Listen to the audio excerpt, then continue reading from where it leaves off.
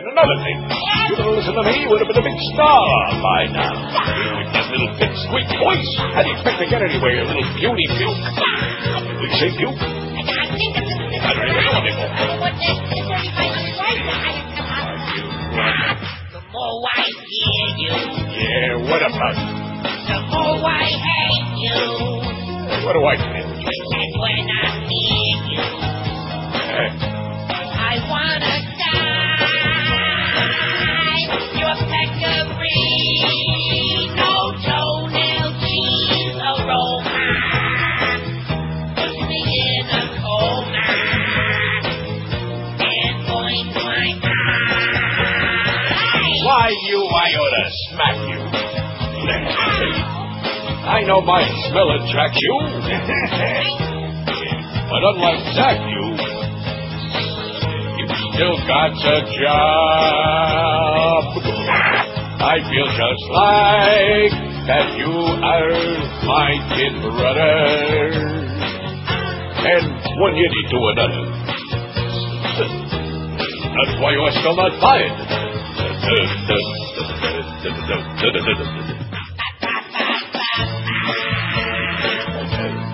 Toy, toy, toy, toy. Toy, toy, toy, toy, toy. Toy, toy, toy, toy.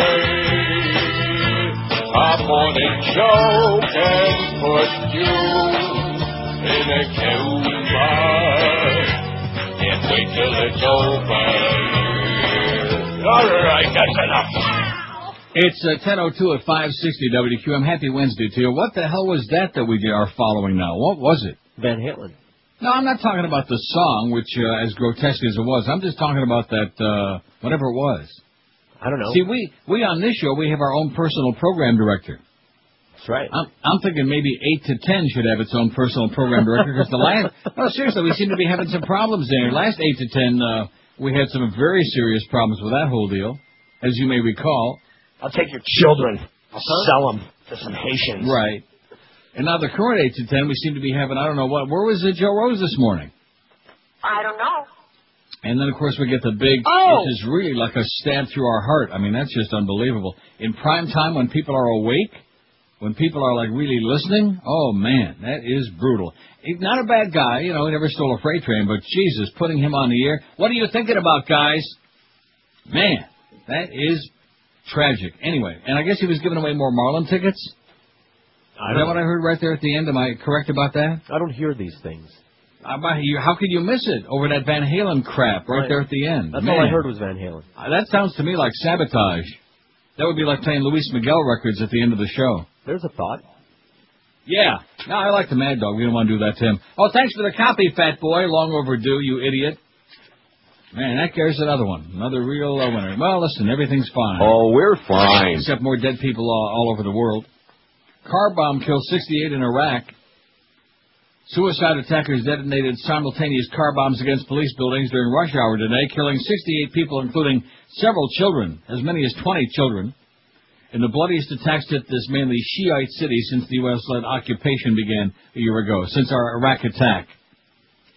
Iraqis pulled charred and torn bodies from mangled vehicles in front of the Saudi police station, located by police station located by Basra's crowded Main Street Market. One of 3 stations at a police academy hit just after 7 o'clock a.m. their time by a total of 5 car bombs. About 200 people, in addition to the dead, were wounded. 2 vans passing by the Saudi station were destroyed, one carrying kindergartners, the other taking girls to middle school. Dead children burned beyond recognition were taken to hospital morgues. There's the operative sentence in this story. Oh, thank you, Mr. President. Thank you, Tony Blair, for all of our dead bodies. Thank you for your emancipation by decapitation. Emancipation by elimination. Dead children burned beyond recognition were taken to hospital morgues. Now, of course, some of those apologists for the Bushmeister would say, well, yeah, the Americans didn't do this. Well, that's the point. The fact that we're there. This is why this is all going on. That's why we've turned that country into like a festering nightmare. And explosions heard in the Saudi capital. All right. Which I'm thinking to myself, that isn't all bad. No. It's good. I mean, if they're going to be terrorist activities, let's have them all happen in Saudi Arabia. And maybe a couple in Pakistan, although be careful because they got the bomba. Una bomba grande. See. Maybe several. Explosion severely damaged the headquarters of Saudi security today, killing 2 people, injuring dozens. A police official said initial reports indicated the blast came from at least 1 car bomb. But other than that... Oh, we're fine. East beat Ottawa last night, 4-1. Oh! Big parades. Oh! Horns honking to 1, 2 o'clock in the morning here last night. Oh! Nice going, boys. Now let's move on. It's Philadelphia. That's going to be brutal. But anyway, we don't want to get into that hockey talk, do we? The big story of the day, it seems to me, in addition to the grotesque stuff happening around the world, and of course this is tied right into it, is this talk about the, do we dare say that 5-letter word? Sports? Draft. Oh. Wow. I feel a draft in here. Don't even have no window open, but I feel a draft. Yeah, they're talking about it. What's that all about? A senior Republican lawmaker said that deteriorating security in Iraq, I thought everything was fine. Oh, we're fine. Deteriorating security may force the U.S. to reintroduce the military draft. Oh, my God. There's not an American who doesn't understand what we're engaged in today and what the prospects are for the future, said Senator Chuck Hagel, Republican in Nebraska. He told that to the Senate Foreign Relations Committee hearing on post-occupation Iraq. See, one of the problems, along with all the other lies and all the other BS and all the semantical games that they're trying to play, is that they had an entrance strategy, but they didn't have no exit strategy, which is always the easiest part, you know, getting in, especially when you've got more troops and you got more bombs and more money and more everything else than anybody else. It's always real easy to go and invade somebody else. But as we found out in Vietnam, and we found out over and over again, it ain't so easy getting out. They had no strategy for what we were going to do once we got in there. None. Zero. In fact, I noticed Joe Biden and Carl Levin in the hearings yesterday.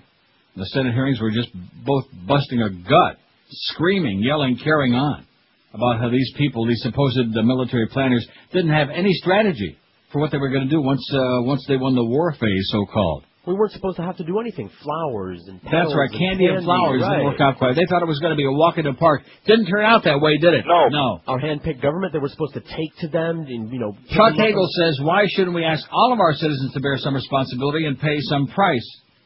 Arguing that restoring compulsory military service would force our citizens to understand the intensity and depth of challenges we face. So we're going to be sending some people to the borders here in Canada, because there are going to be a lot of visitors trying to come in, knocking the doors down, knocking the gates down, trying to get in again, just like during Vietnam, because not too many people and not too many parents are going to see their kids carted off to be slaughtered again, just like we did in Vietnam.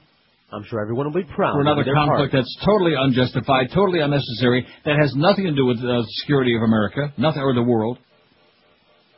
They had him by the short hairs. They had him right where they wanted him, and they could have kept him there dangling on the end of that line for as long as they wanted. Old Sodom. But nevertheless, Hagel says that a draft which ended in the early 70s would spread the burden of military service more equitably among various social strata. Right, like we're really supposed to believe that the sons and daughters of the elite are going to be marched off to war. Does anybody believe that? No. As a matter of fact, during Vietnam, when we had the draft, were it the sons and daughters of the elite who were brought back in body bags? No. No. 58,000, mostly middle and lower class people, many, many minorities, they're the ones that came home in body bags. Oh, well, they wouldn't let that happen again, would they? Because some of them are elite.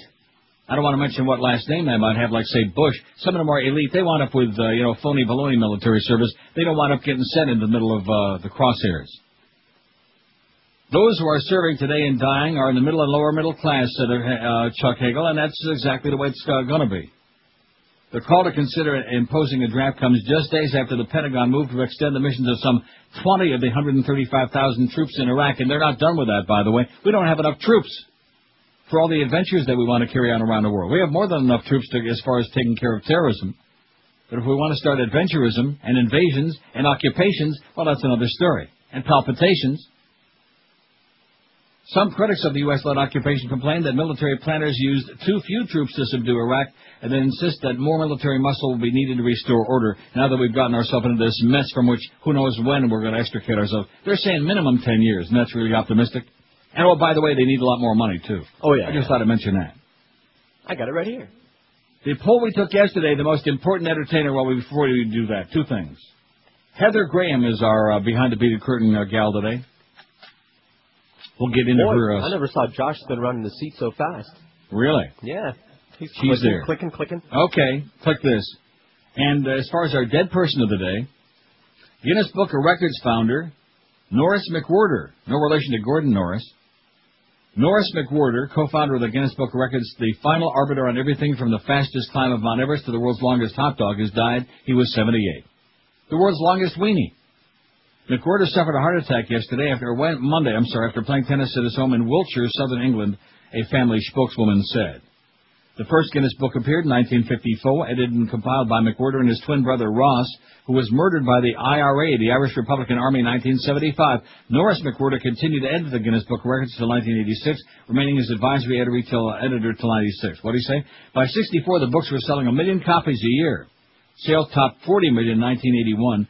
The 2004 edition, nearly 300 pages long, lists world records regarding everything from war, peace, and politics to astonishing feats of food consumption. Oh, I didn't know the Beast made the Guinness Book of Records, did you? He will soon.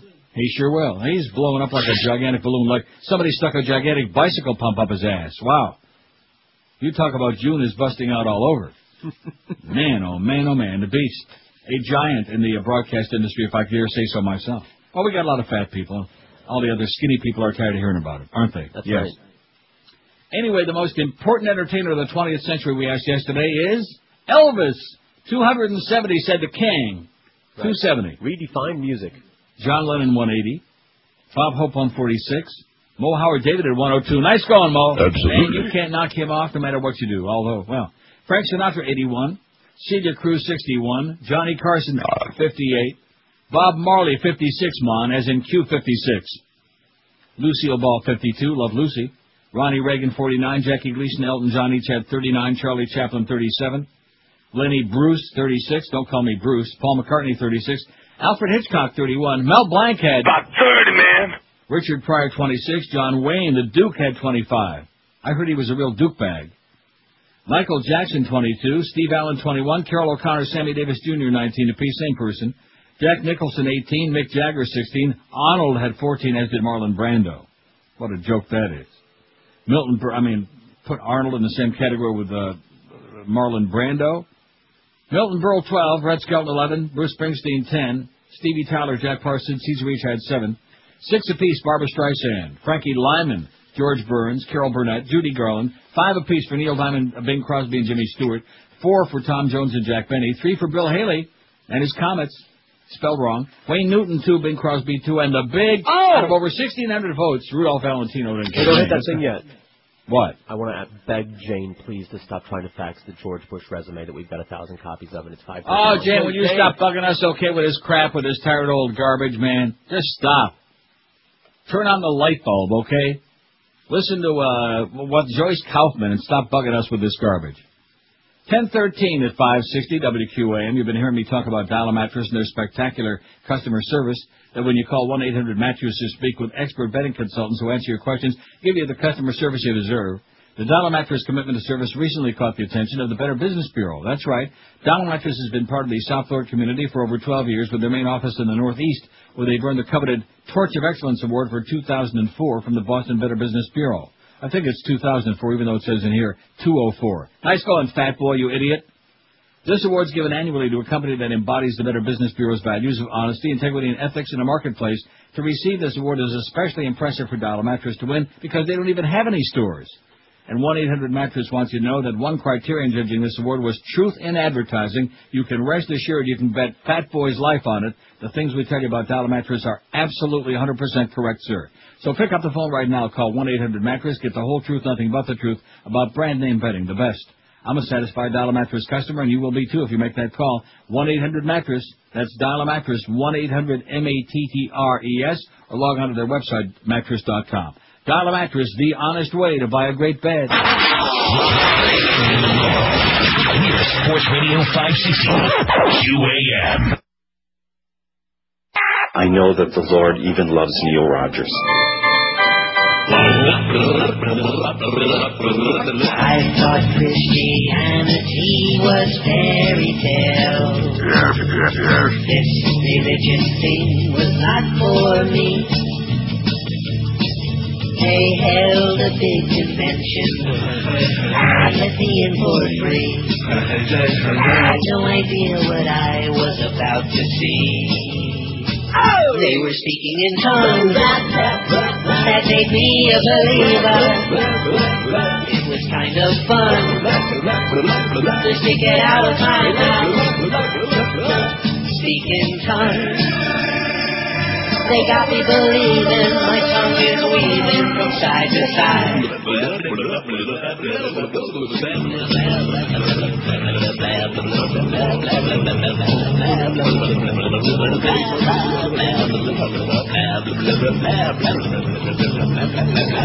The Lord will now embrace me. I clap my tongue to the beat. Now whatever I do, He'll forgive me. 'Cause now I speak in tongues. That makes me a believer. And I'm having fun playing around with my mouth. Yeah, I speak in tongues.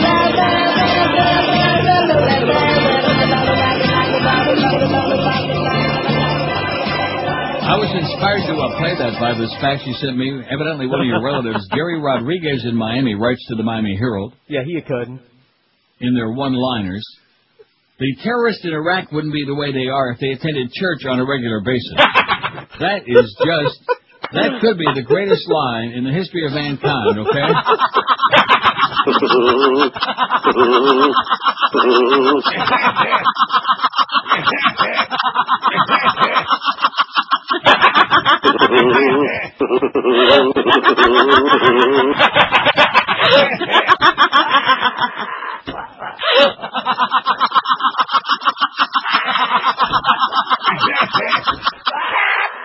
Wow. The terrorists in Iraq wouldn't be the way they are. See, I think, Gary, the problem is they're just attending the wrong church. That's the problem. That's right. If they were Christians, they wouldn't kill anybody. That is correct. If they were Christians, maybe even some of them Jews, they wouldn't be killing so many people. But because of the fact that they're like gutter Muslims, man, because they worship that Mohammed. Because Christianity and Judaism are not Middle Eastern religions, after all. And don't forget, nobody ever got killed in the name of Christianity or Judaism. That's right. I mean, well, maybe by accident.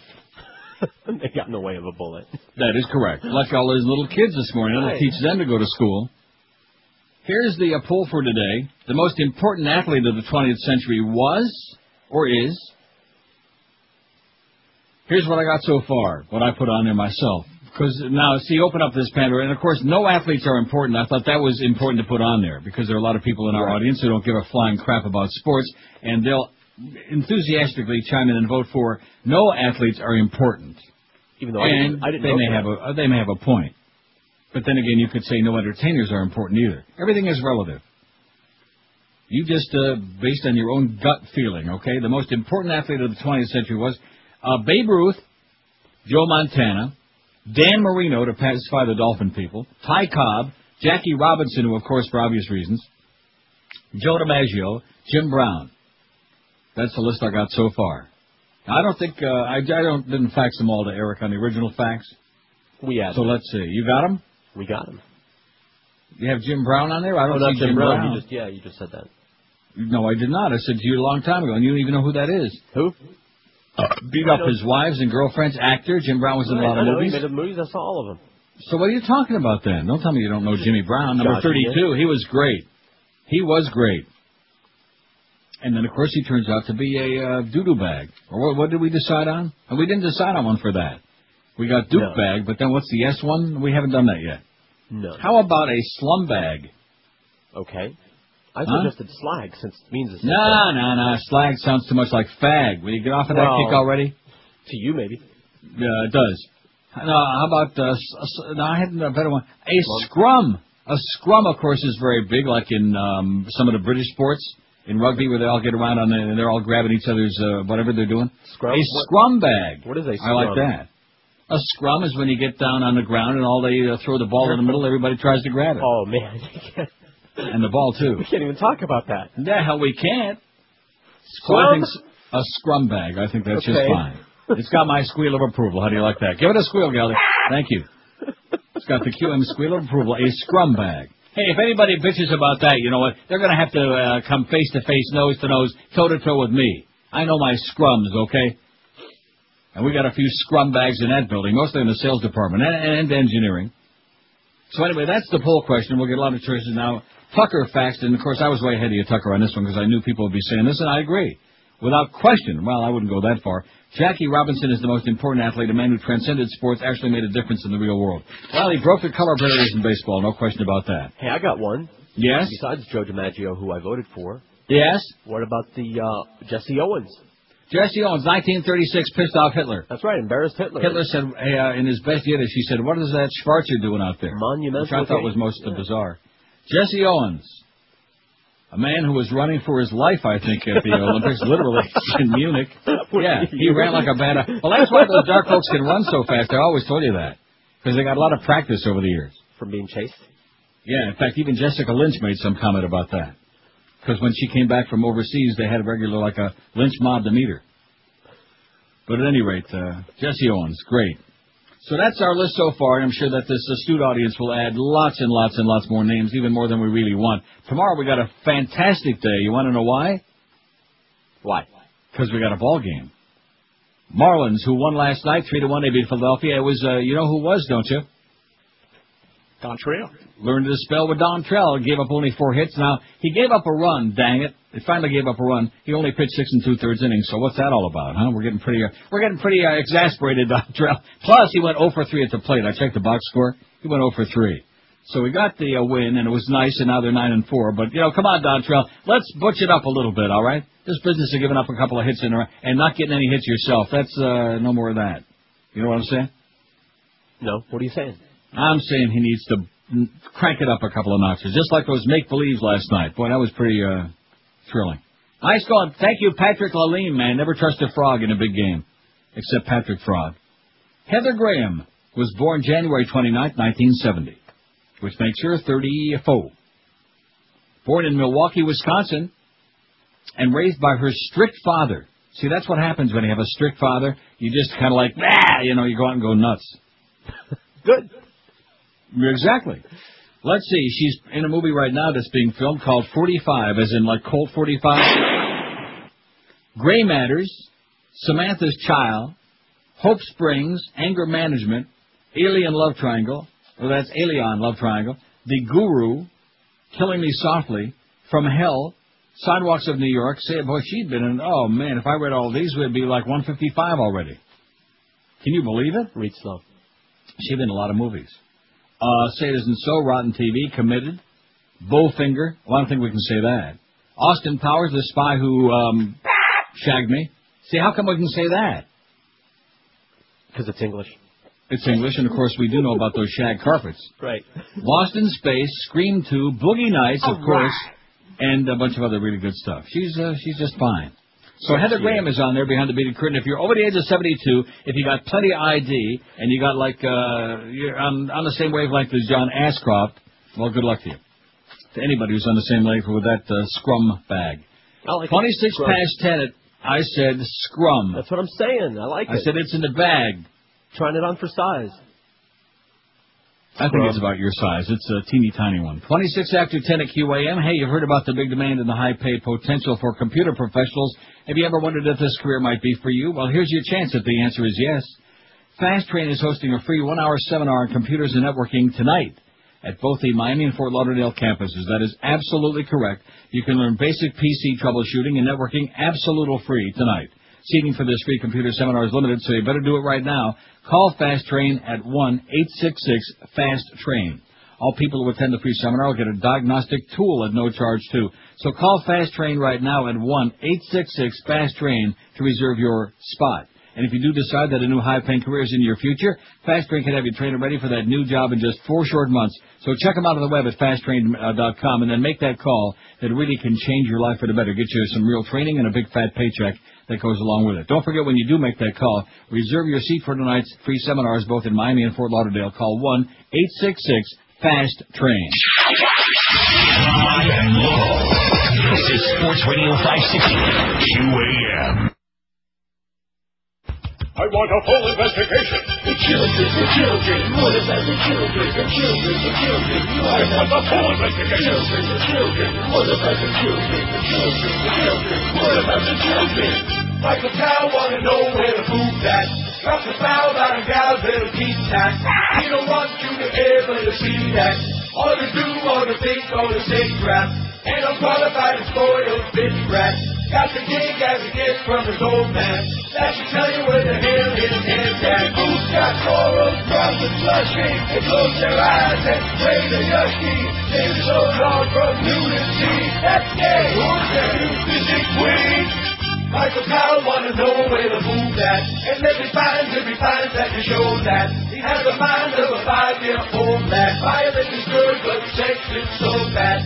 Needs a graham cracker milk and a long nap. Thanks to the job that he got from his dad. We got a moralist FCC. Now you don't want to kill him to your nudity. That's your own responsibility.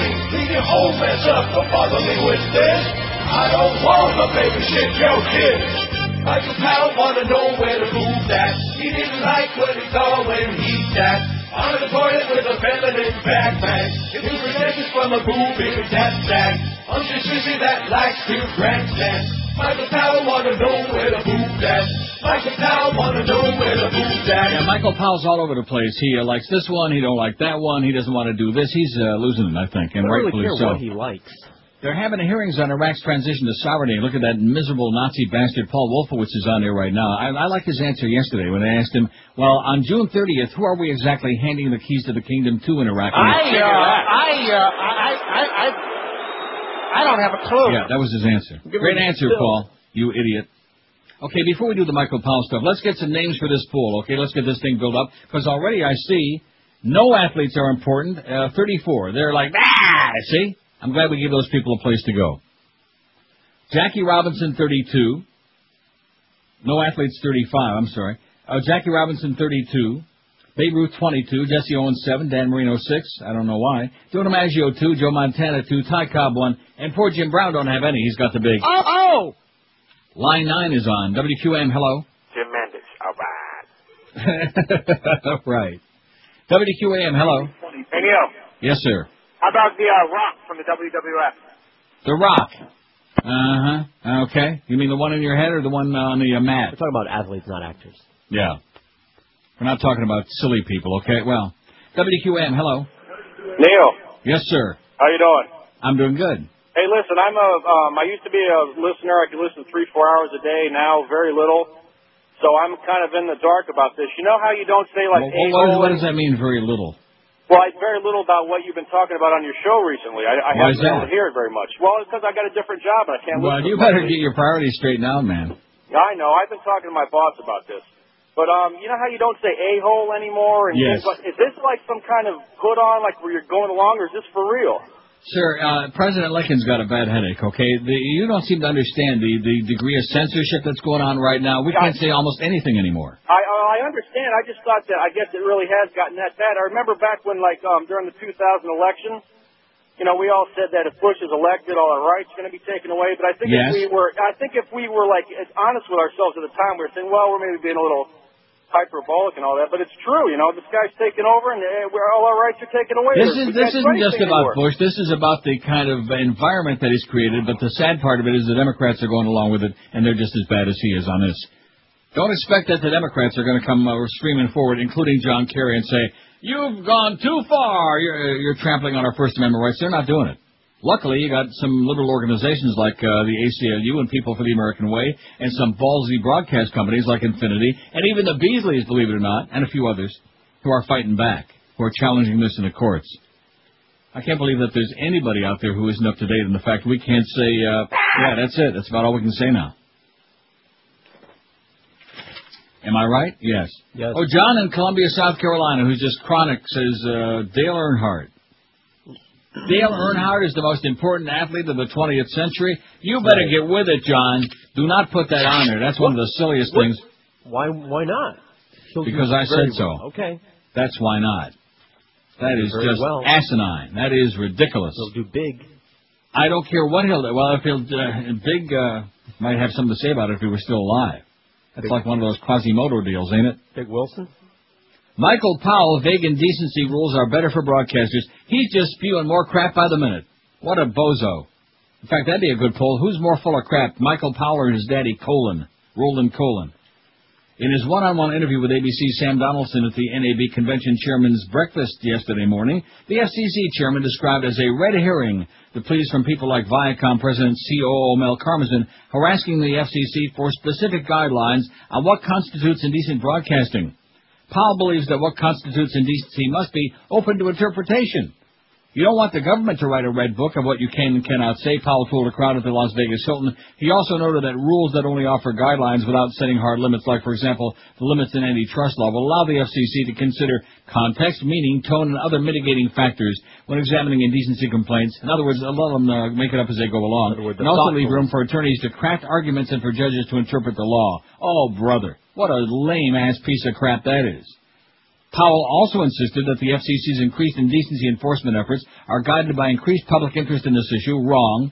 Although he scoffed at Donaldson's suggestion that the agency is bowing to public pressure, rather, Powell said, the FCC is being responsive to public concern. Again, wrong.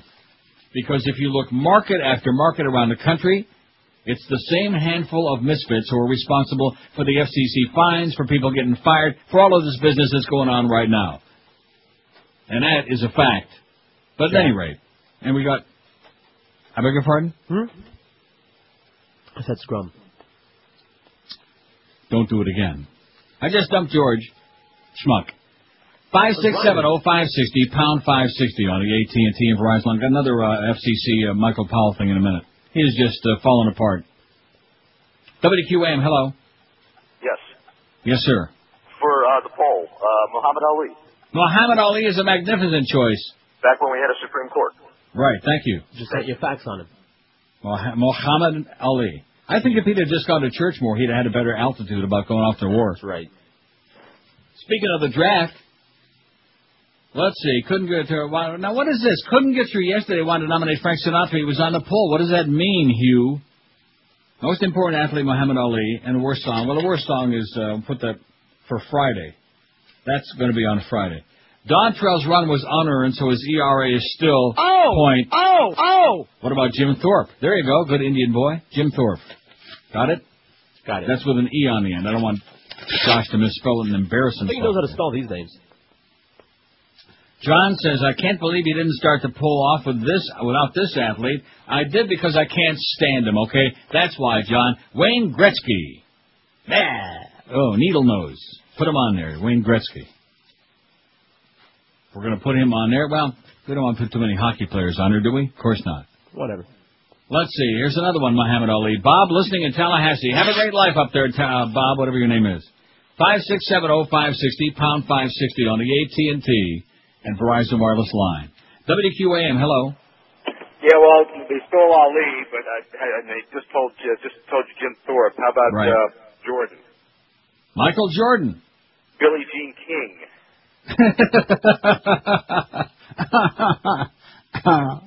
I should have just left him on there, you know. He could have killed at least till 10:30 anyway. I mean, till 11:30. We're not going to put no Billie Jean King on there. That's ridiculous. In fact, if we put her on there, we got to put Bobby Riggs on, right? No. Come on. Michael Jordan, of course. I mean, you look around the various sports. The question is the most important athlete of the 20th century. And I'm sure we're going to get to a golf eventually. We'll get some golfers on there. Put on Tiger Woods. Somebody's going to want to vote for Tiger Woods. You know, he broke all the records. He did this. He did that. He never stole a freight train. He's a real tycoon. He's all this other stuff, right? He's got a real hot wife. Did they get married, or is she still just... I don't know, Josh. I think they got married. Come on, Josh. You better get with it. Yeah, I'm concerned about Tiger's wife. You ought to be concerned about his wife. I'll tell you that right now. She ain't no Heather Graham or Bobby Graham. She ain't? In fact, you ever see Heather Graham and Bob Graham together? Same person. She just got a better piece than Mo. 20 before 11 at 560 WQM. Now, back in the day, you'd have several lines for that, but... yeah, but leave it alone. Here's a question for you. Is your company suffering from regulations and increased labor costs? Let Oasis Outsourcing help you when it comes to the people side of your business. Payroll administration, Fortune 500 company employee benefits, human resource services, and risk management are just a few of the services Oasis Outsourcing can cover to help your business be more profitable. Call Oasis Outsourcing today for a free evaluation at 1-866-OASIS. That's 1-866-286-2747. With more than 60,000 employees worldwide, Oasis Outsourcing understands the many facets of human resource management. Outsourcing is being recognized by firms large and small as a powerful management choice, which lets you focus on your core business while leaving the operational details to Oasis Outsourcing. Let Oasis Outsourcing make your business more profitable. If you'd like to get a free evaluation, call them toll-free at 1-866-OASIS. That's 1-866-286-2747 for Oasis Outsourcing. Live and local. We're Sports Radio 560 QAM.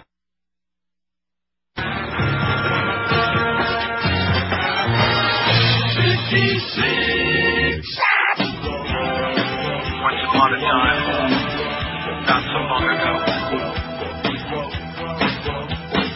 Bush had a problem, alright.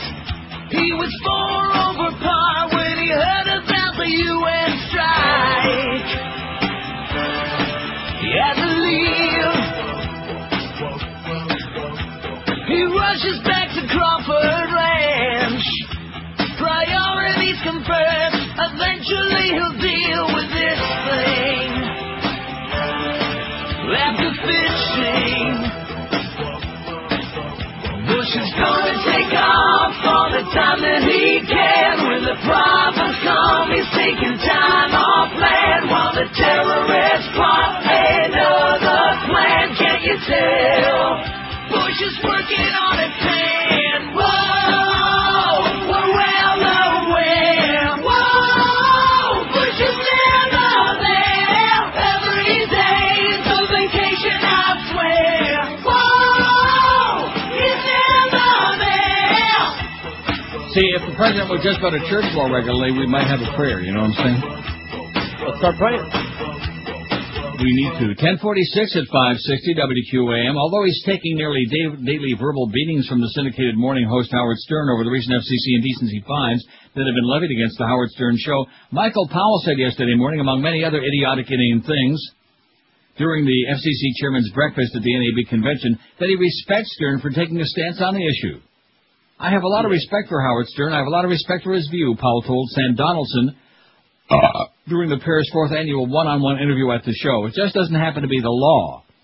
Indeed, Powell noted that it's the law he must follow regardless of what he may feel personally, because the Supreme Court's already ruled that indecent speech is only partially protected under the First Amendment and broadcast indecency can be punished by the FCC. Powell said, if I go out on my own because I have a different view of the First Amendment than the Supreme Court, that would be an abdication of my responsibility and a dereliction of my duty, is what he said. What a pile of crap. Duty. Yeah. He's doing his best to do his duty like a good Boy Scout, you know? Just like Daddy. Good Scout, even though he knows that a lot of innocent people are dying and that the whole thing was a sham and a charade from the beginning. Just like Daddy.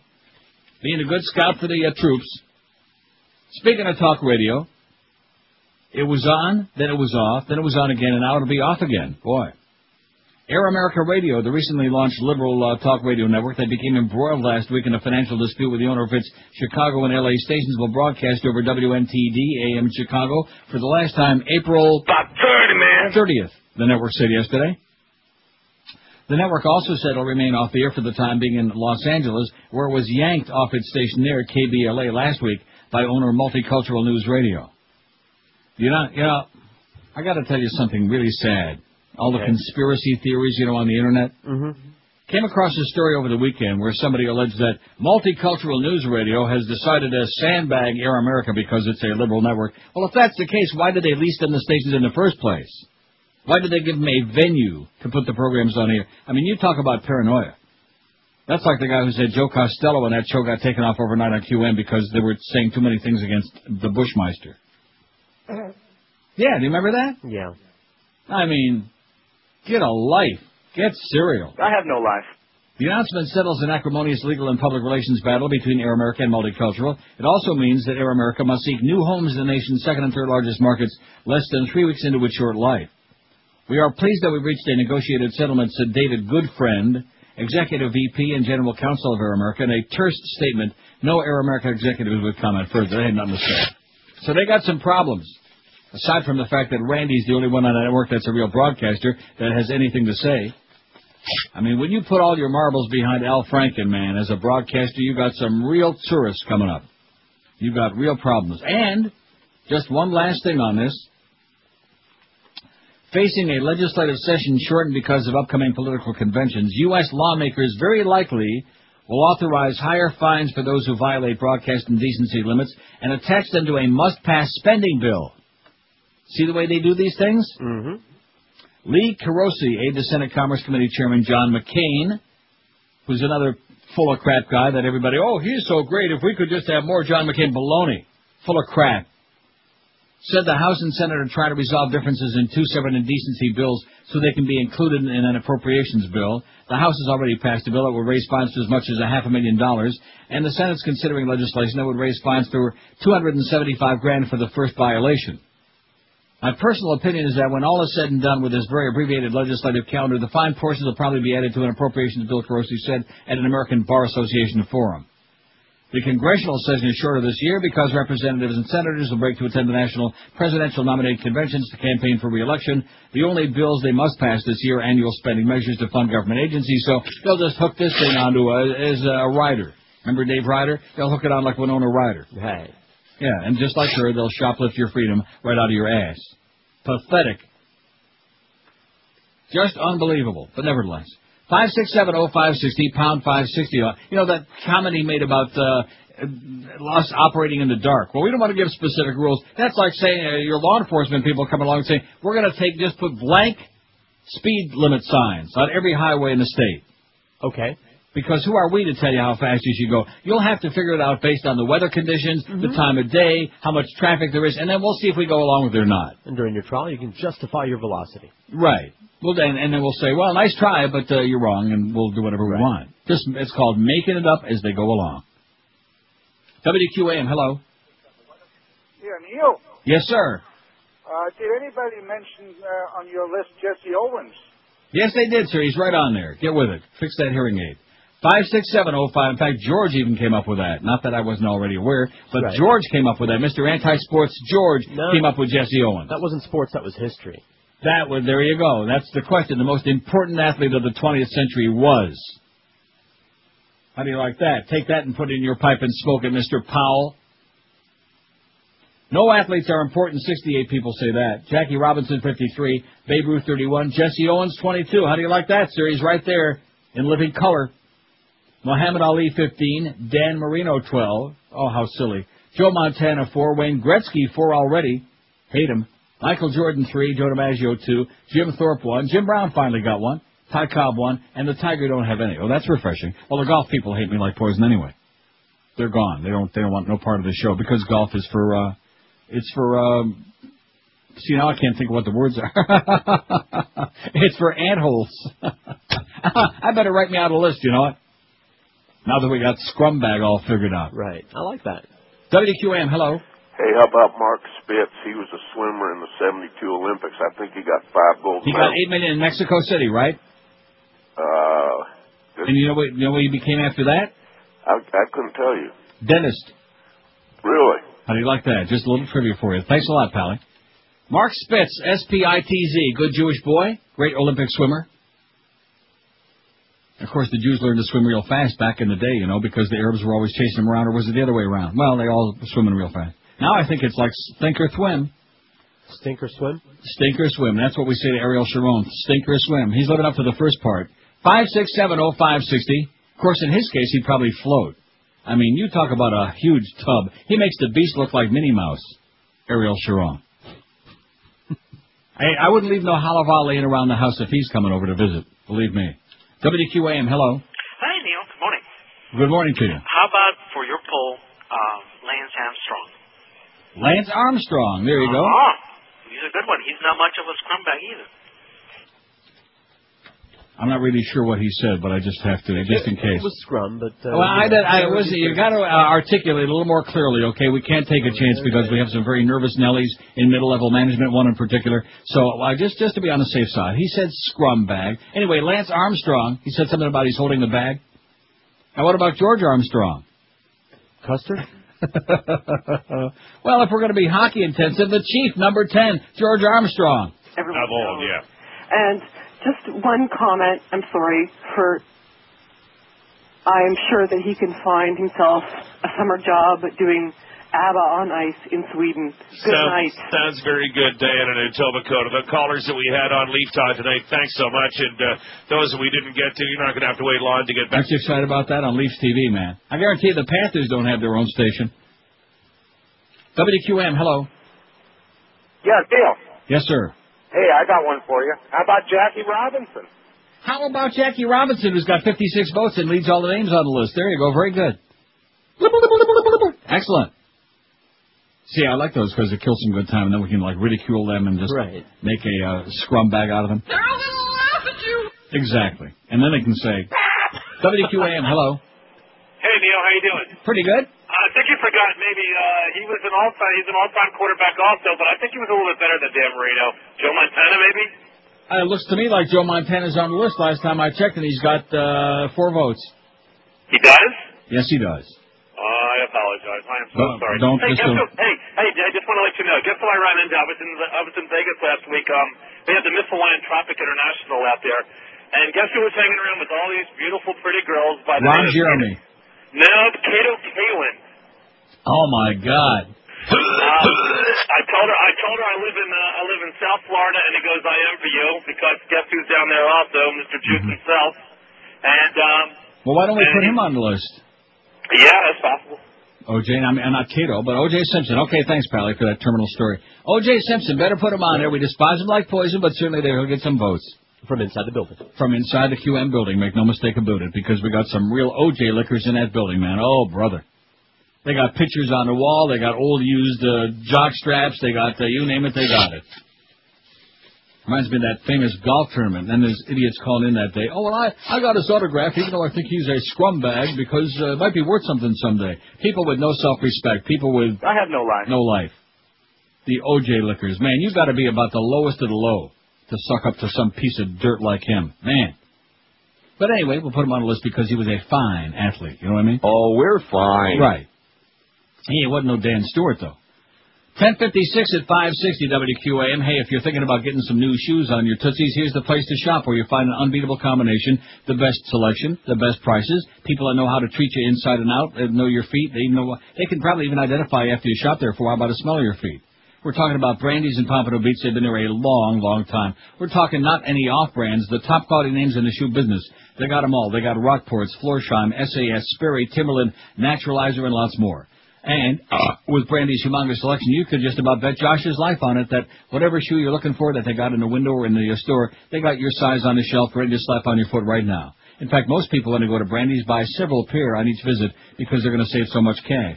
Brandy's is open daily 9 to 9, Sundays 10 to 5. You'll find them in that same location. They've been doing it right for a very, very long time. They're at 1290 North Federal Highway in Pompano Beach. It's always worth a trip to Brandy's no matter where you are. And right now, this week, is a great time to buy Echoes at Brandy's. Take 10% off on all men's and women's styles. Get a gift with your purchase, too. So come into the store or check out their website at Brandy's Shoes. How come I always say that's with 2 S's? Because it's really with 3. I don't know. Why? Because I'm dumb. BrandyShoes.com. Live and local. This is Sports Radio 560. QAM. Everyone loved William Hung's bang-up job on American Idol. And now, all of William Hung's greatest hits are on one amazing CD.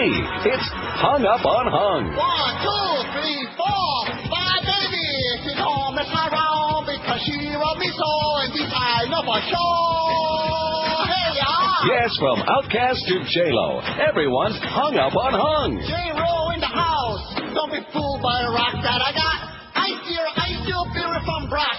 He used to have a little, now he has a lot of tone-deaf fans who can't get enough of Hung Up on Hung. You can find me in a club, borrow for a bub. Mama, I got what you need if you need a few of buzz. It's worth a lot more than 50 cents. Order now and you'll also get this free bonus CD. An American Idol loser sings the American Idol winners. Oh, fair and rough. What happened to this independent? No longer need to be defensive. Goodbye. Oh, you went wrong. It's true. William Hung's Hung Up on Hung is only available for the next 15 minutes of his fame, so don't delay. Call now. It's 11:02 at 560 WQM. Happy Wednesday to you. We got the Mad Dog at 2, the Hebrew Hammer at 4, Marlins on deck 6:30. Game 2 of that series in Philly at 7:05 tonight. Marlins at the Phillies. Eddie K follows baseball. Overnight, it's a Pele, somebody says. How could we not put Pele on there, right? Right, he's important. More soccer fans in the world than just about anything else. Because he had sex with Chucha. And Willie Shoemaker. That's her name, man. Willie Shoemaker, I know it. Got it? Right. Although if we're going to put jockeys on there, we should probably put Roberto Castillo Jr. Just a joke. He's a good guy. Well, now this that you faxed me here, this just makes it makes me sick. But then again, John Kerry makes me sick because I can smell it already. During a time that we need a strong, forceful candidate who's got the balls. See, John Kerry don't have any balls. I don't want to hear about his record in Vietnam and all this other stuff. I want to hear about what he's saying right now. He has no balls. He says, I have a 100% record, not a 99, a 100% record in sustaining the special relationship and friendship with Israel, Kerry told the crowd, adding that he would end the sweetheart relationship with a bunch of Arab countries that allows money to flow to terrorists. Well, he's right about the last part, like Saudi Arabia, for example, especially. Right. But the first part is not conducive to helping that. In fact, yesterday CNN, to show you what a bunch of imbeciles they are, and they think all of you are, they put on the headline, on the bottom of the screen, the headline said, a roadmap in trouble, ? And I thought to myself, oh no, are you kidding me? Roadmap in trouble?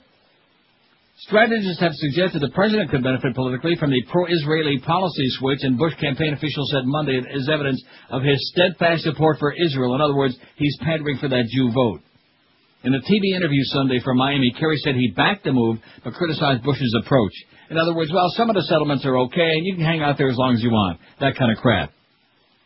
There were Arab leaders that were taken by surprise by this announcement, Kerry said on Meet the Press. I don't think that surprise evidences the groundwork of diplomacy necessary, whatever the hell that means. And what it means to me is he's just got no balls. He's afraid he's going to alienate no matter where you look. He just doesn't have the courage to take a strong stand on the controversial issues, no matter what they're there. It's just like the whole thing in Iraq. His whole opinion about that is wrong. Well, now that we're in there, we certainly can't do this and we can't do that. Yeah, so what are we going to do? What's his answer? Sports. He's pretty disappointing. No, he really is very disappointing to me. I miss Dean. We miss Howard Dean. But like I told you yesterday, and you can take this to the bank, there were some people somewhere, and we'll never know who they are or how we know how they did it. And it wasn't difficult. They decided Howard Dean wasn't going to be the president of the U.S. of A. And he wasn't going to be they weren't going to take a chance on him winning the election, so he wasn't going to be the Democratic nominee. And there you go. And he's not, and he won't. 5670560, pound 560 on the AT&T and Verizon Wireless line. The most important athlete of the 20th century is, no athletes are important. 91 of you say that. Jackie Robinson, 67. Babe Ruth, 39. Jesse Owens, 32. Muhammad Ali, 27. Dan Marino, 14. Michael Jordan, 11. Michael motorcycle. Wayne Gretzky, 4. Joe Montana, 4. Jim Thorpe, 3. Joe DiMaggio, 2. OJ's got 1. I bet you I know that's from inside the building. Ty Cobb, 1. Jim Brown, 1. Mark Spitz, 1. Lance Armstrong. Why did you put George Armstrong on there, you silly person, you? I was just joking. We didn't know that. Tiger Woods and Pele and Willie Shoemaker don't have any out of the first 300 votes. Come on now. George the Chief Armstrong, he's a good Indian-Canadian boy, but let's get serious. You didn't say just Josh. Was on 4 Stanley Cup winning teams for the make-believes. I was just joking around. I said, it's just a joke. You're going to start with this hockey stuff again? You better cut the crap. How about if you're going to put him on there, how about Frank Mahovlich, huh?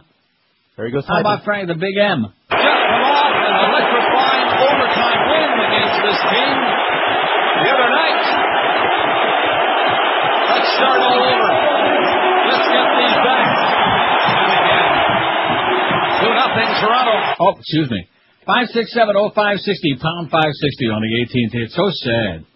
Like I said the other day, got that Mike Danton story, that mystery, is he gay, is he this, is he that, with the attempted hit that he tried to pay for, who knows what. It's all over the newspapers. And so CNN splashes it on there because it's a nasty, nasty story, just like the Todd Bertuzzi story. Anything bad that has to do with hockey, right away, it's a big story on CNN. Anything good going on, like the exciting Stanley Cup playoffs, they can't get within a million miles of it with either hand. CNN, they're the Antichrist, I'm telling you that right now. They're the most evil force in the whole freaking world.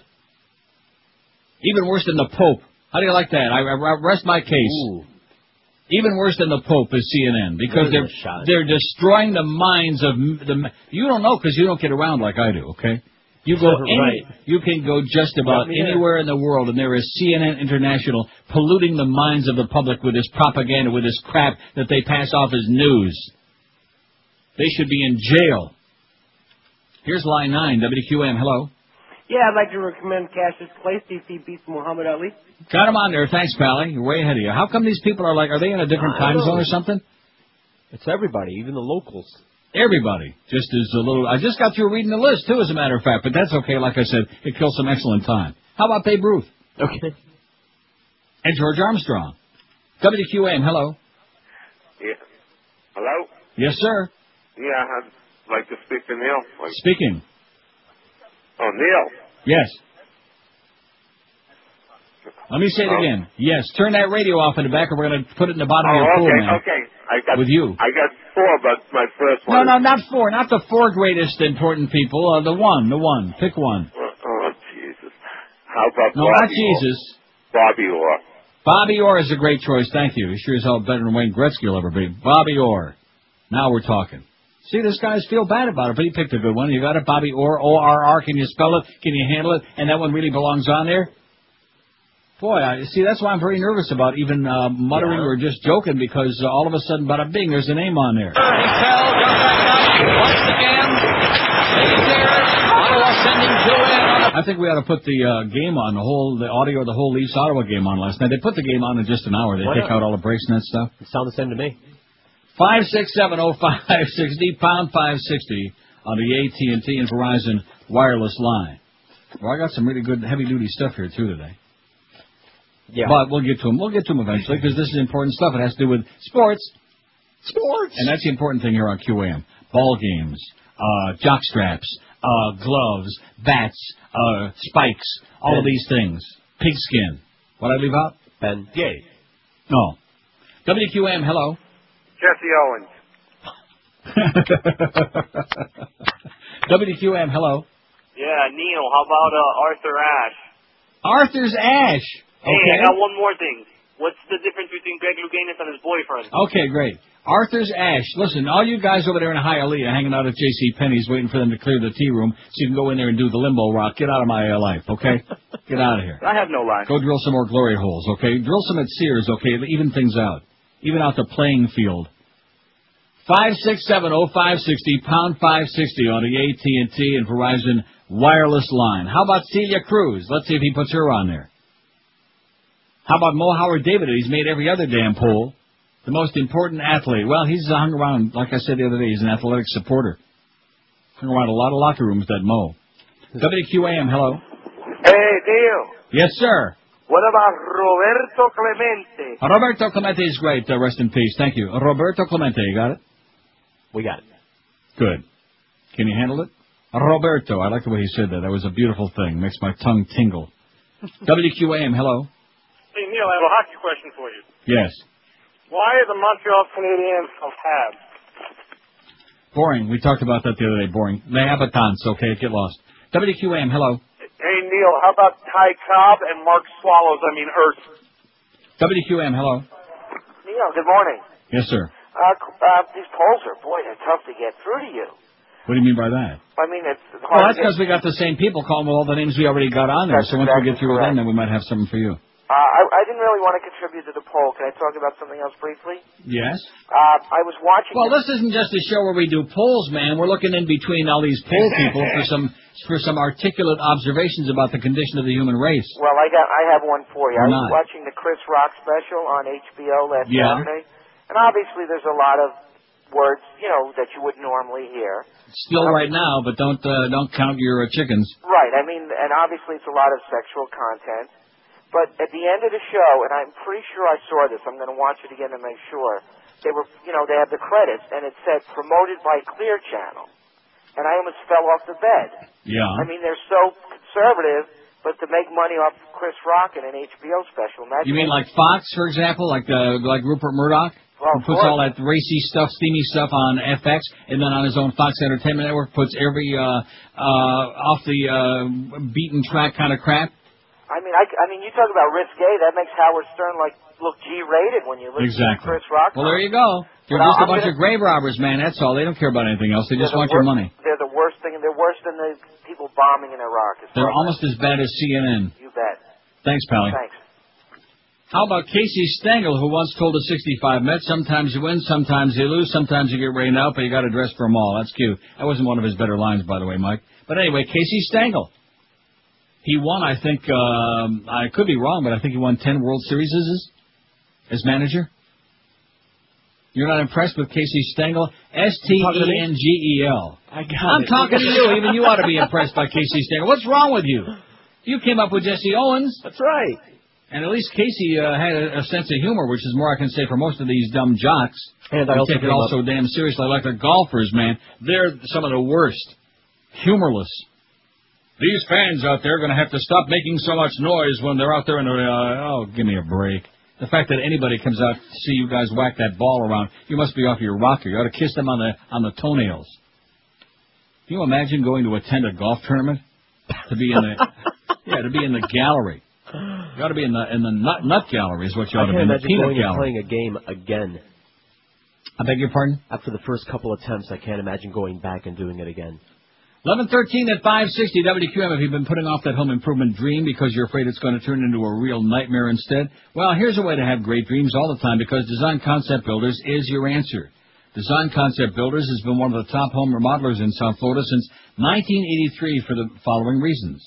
First, they're 100% customer satisfaction with their no excuses policy. They refuse to have an unhappy customer. And they offer quality work at a fair price. And Design Concept Builders have an exclusive 5-year labor warranty they offer you too.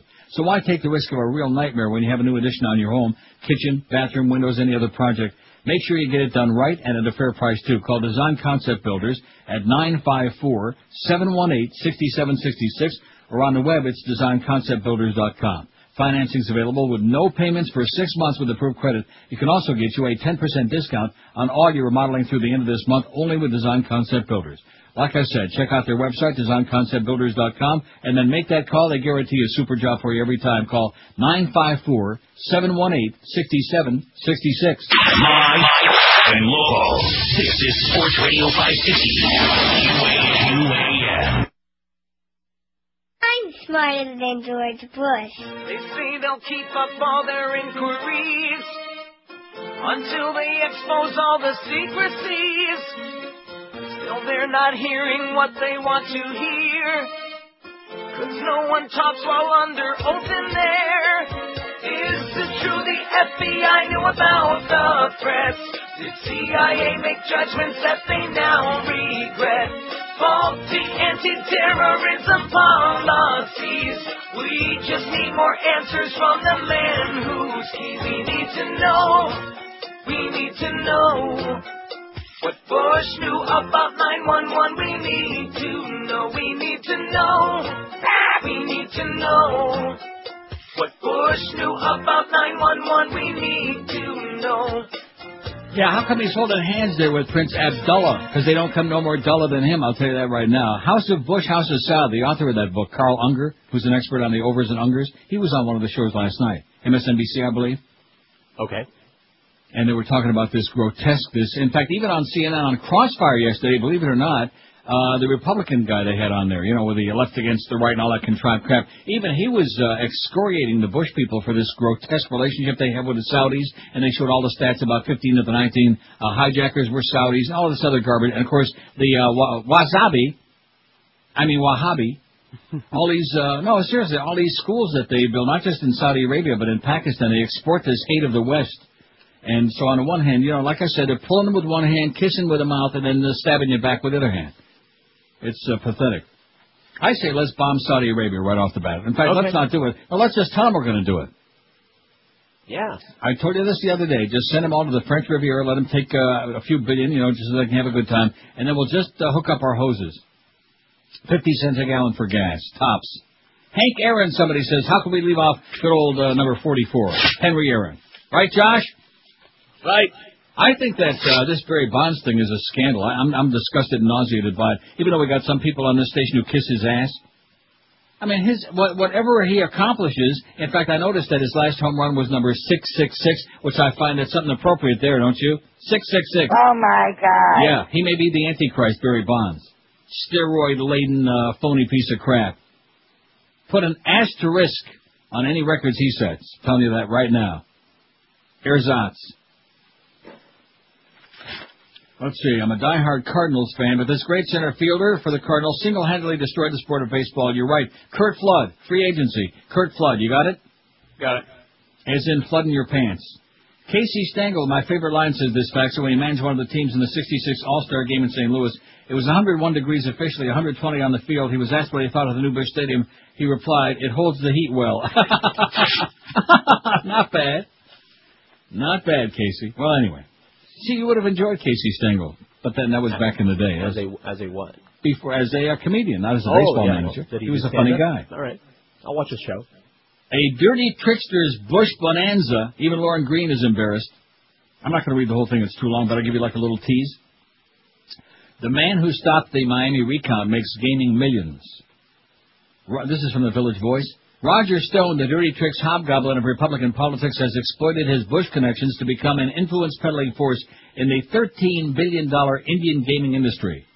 Stone's booming business in such a federally regulated enterprise makes his recent pro bono orchestration of Al Sharpton's double-edged presidential campaign an even stranger covert caper. The longtime GOP consultant's reward for fomenting the Brooks Brothers mob that shut down the Dade County recount in the 2000 election was an invitation within days of Bush's election to serve on the Department of Interior Transition Working Group, helping, in his own words, to staff its Bureau of Indian Affairs, the BIA. Stone has since used this unannounced perch to market himself to tribes and developers from Louisiana to California, earning fat fees and contingent percentages of future casino revenue. Just 2 of the 5 deals examined by the Village Voice are projected to pay him at least $8 million, perhaps as much as $13 million. Time, the Washington Post, and the New York Times have published exposés about Bush's BIA, with a February story highlighting $45 million in payments to 2 GOP lobbyists from 4 tribes since 2001. Even Defoe's face is turning red. Ooh. But no one is focused on Stone's profiteering, which, unlike the payments to registered lobbyists, is not reported in any public filings. He is routinely brought into casino deals, in part because of his perceived ability to win Bush and or Republican congressional support, a role ostensibly inconsistent with his financing and staffing of the Bush-bashing Reverend's campaign. But it was Sharpton himself who focused the Voice's attention on Stone's bonanza, indicating that business motives pushed Stone to take over the campaign. It's all about Indian gaming, he said. When pressed recently to explain, Sharpton said, I will not spell it out. Maybe because you can't spell it out. Who the hell knows? In fact, Stone has a history of bizarre political operations, beginning with his Watergate-era infiltration of the McGovern campaign, and Sharpton has his own bunco background, beating up on Democrats to benefit behind-the-scenes GOP allies like D'Amato, George Pataki, and Mike Bloomberg.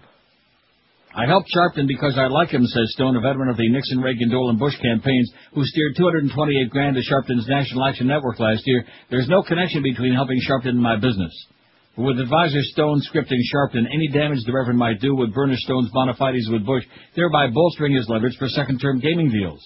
Stone and Sharpton can see they still talk, and Stone's ally, Charles Halloran, remains the manager of Sharpton's suspended campaign, organizing fundraisers to pay off a $634,000 debt, $134 grand of it due to 5 Stone-tied aides. And the story goes on and on about Stone's multi-million-dollar motivation. It's a long story from Village Voice. It's on our website today. It's disturbing. You see, basically what we're dealing with is a bunch of crooks, and you people out there, you've been brainwashed. I feel sorry for you, because most of you, whether it's the religious brainwashing crap or the political brainwashing crap, or both is the case in so many cases.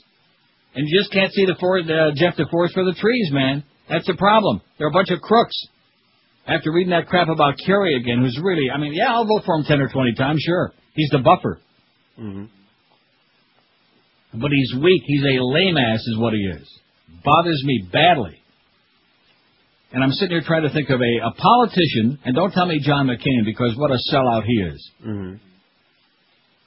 I'm trying to think of a politician that I can really respect, who I think is honest. And I'm thinking, well, he killed a girl, Ted Kennedy. Right. Love him. But he killed a woman. Right. And so now you understand why Bubba looked so good, So, okay, he was getting a few, we can't say the J's on the side, whatever it was. Yeah, but he never killed nobody. Never killed nobody, because presidents and senators don't have men killed, Michael. Who's being naive now? QUE or CHE? Okay. Man, very sad. They're all a bunch of crooks. Oh, you're so cynical, Liam. I'm just telling you the way it is, okay? If you want to be starry-eyed and believe that all these people are altruistic and they have our best interest at heart, well, good luck to you, okay? Line 9 is at it again. WQAM, hello. Hey, Neil, how's it going? Pretty good. Excellent. For your poll, how about David Beckham? David Beckham, he's making the big bucks. Yeah, I mean, he's practically unknown over here, but in the world, he's practically... He's big around the world, you're right. Thanks, Pally. Have a great day. Finally got his haircut, too, David Beckham. Can you spell it? B-E-C-K-H-A-M? Yeah, I got it. Very good. Well, you know who that is. You're a sports nerd. Of sorts. Soccer pretty boy, right? Oh, I would not say he's a pretty boy. Oh, my God. Jeez. Josh Cordes just said that. That's what they said. Whoa, man, your stock just went down. Even the market ain't falling that bad. Although it ain't looking too good.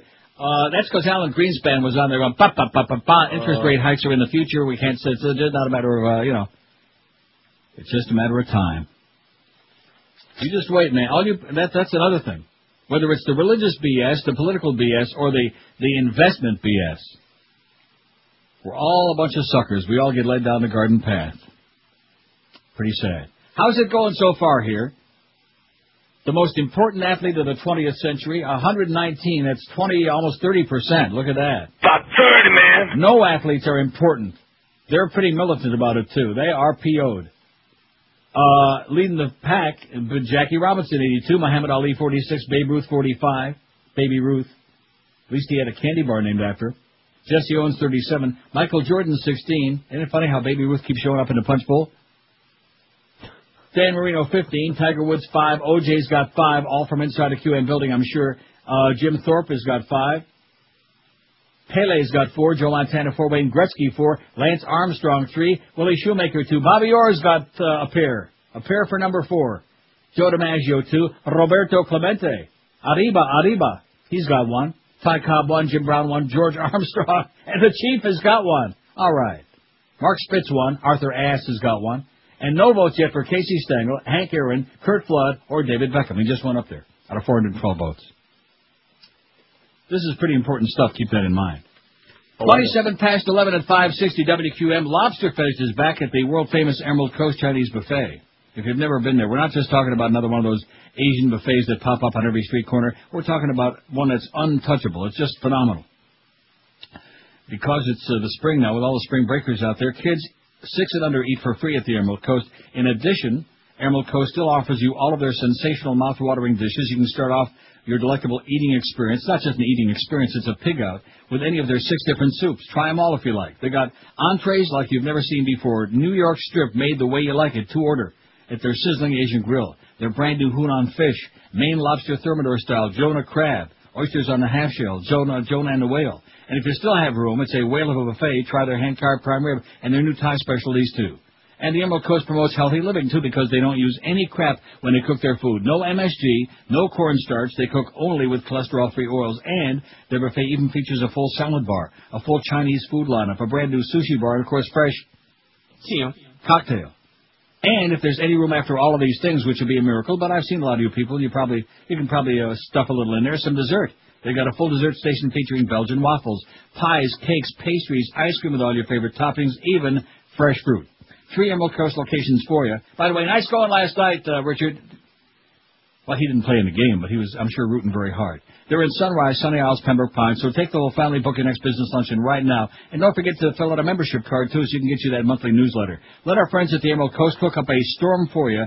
Takeout and delivery available, too. Call 954-572-3822. 954-572-3822. There ain't nothing like the Emerald Coast Chinese Buffet. Live and local. This is 560. The radio's all yours now. QAM.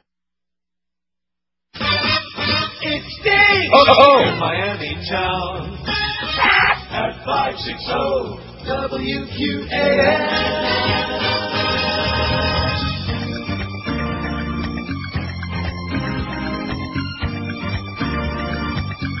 Alright. There were pills and potions made with this herbal. Most folks were very unaware they might kill you. What a scare until the FDA said we'll stop you. These are dangerous amphetamines and you can't sell them legally. A drug they couldn't ignore, caused heart attacks and more. It was a stimulant like no other. Now it's banned from stores. You no longer can buy a Fedra. The hottest thing ever sold yet. You no longer can buy a Fedra. Companies who cashed in on the public passion for a Fedra. They're out of luck. Roy! It's, 27 till noon at 560 WQAM. Mad Dog at 2, the Humper at 4. Marlins baseball game tonight in Philadelphia. Now, George in West Palm Beach, you better check your calendar, please. See, the poll question is, the most important athlete of the 20th century was, and George says, name for your poll, Tom Brady. And I guess he figures, I'm going to be all excited about that. Well, I'm all excited about Tom Brady, but the fact of the matter is he won 2 Super Bowls in the 21st century. Am I correct about that? You are correct. Absolutely. Right? Absolutely. That's what I said. So, in 96 years, George, fax is back again, and we'll be more than delighted, because I'm sure during that period of time, Tom Brady will probably have won several more Super Bowls. Absolutely. Right? How many? About 30, man. So at that point, he'll qualify. No problem. Some of these people, man, silly people. Wait till you hear this from the Australian newspaper. Proving that males are a biological frill, Japanese and Korean scientists have created a healthy mouse born with no male genetic material at all. Kind of like Freaky Carlos, no male genetic material at all. It's a process called parthenogenesis, and until now has never happened in mammals from mice to men, it says. In contrast, many insects and reptiles, not to mention plants, take advantage of this all-girl form of reproduction. Because mammals are inhibited from reproducing by parthenogenesis, we decided to study why sperm and eggs are required for normal development in mammals.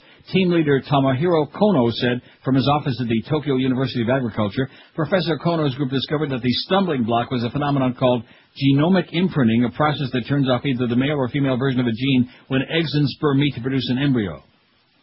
It sounded esoteric, but the finding and the science that it revealed was remarkable, said embryologist Patrick Tam of Sydney University and Westmead's Children's Medical Research Institute. According to Professor Tam, imprinting is linked to some birth defects. And that's another thing about your president, by the way. People with diabetes like me, people with all sorts of ailments, people with spinal cord injuries like Christopher Reeve and thousands and maybe millions of others, they could be walking today, they could be healthy. But we don't want that stem cell research because it's the religionists and the Pope are all bent out of shape about it. See, this is what keeps the world in the Stone Age. This is what imposes and inflicts so much misery on people, is the fact that religious, crazy people are ruling the world. And they have since the beginning of time. Just about as you read your history, and of course George is an expert on meaningless history, as you read it. Mm-hmm. Oh, look at this. This is really cute. Another phony. That's very funny. That's cute. Why did you send that to me? I thought it was funny. It's cute. Read it on the air. It's yeah.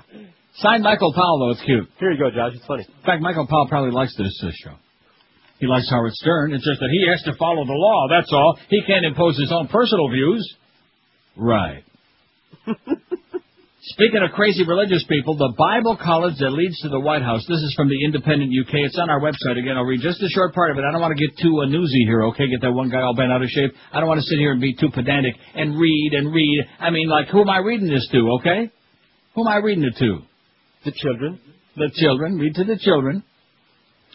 The campus is immaculate. Everyone is clean-cut and cheerful. But just what are they teaching at Patrick Henry College? And why do so many of their students end up working for George W. Bush? It says it's worth making clear from the outset that Patrick Henry College in rural Virginia is not your average American university. At Patrick Henry, the students, about 75% of whom have been taught at home rather than in schools, are required to sign a statement of faith before they arrive, confirming, among other things, that they have a literal belief in the teachings of the Bible. Literal belief. Oh, my God. At Patrick Henry, students must obey a curfew, they must wear their hair neatly, and dress modestly. Kind of like the Mormons, I guess, huh? Yeah. Students must also obey a rule stating that if they wish to hold hands with a member of the opposite sex, they must do so while walking. Standing while holding hands is not permitted. Keep moving.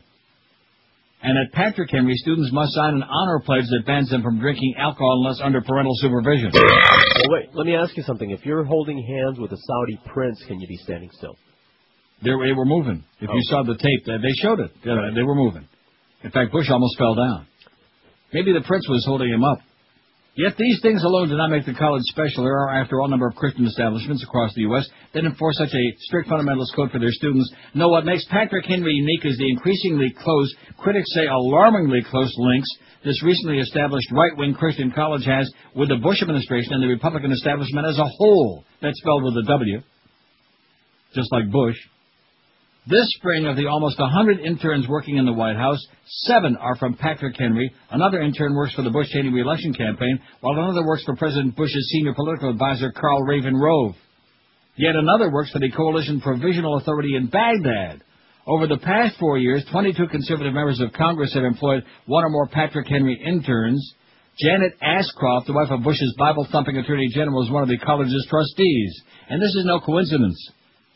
Rather, it is the very point. Students at Patrick Henry are on a mission to change the world, indeed to lead the world. When after 4 years or so of study they leave their neatly kept campus with its close-mown lawns, they do so with a drive and commitment to reshape their new environments according to the fundamentalist right-wing vision of their college.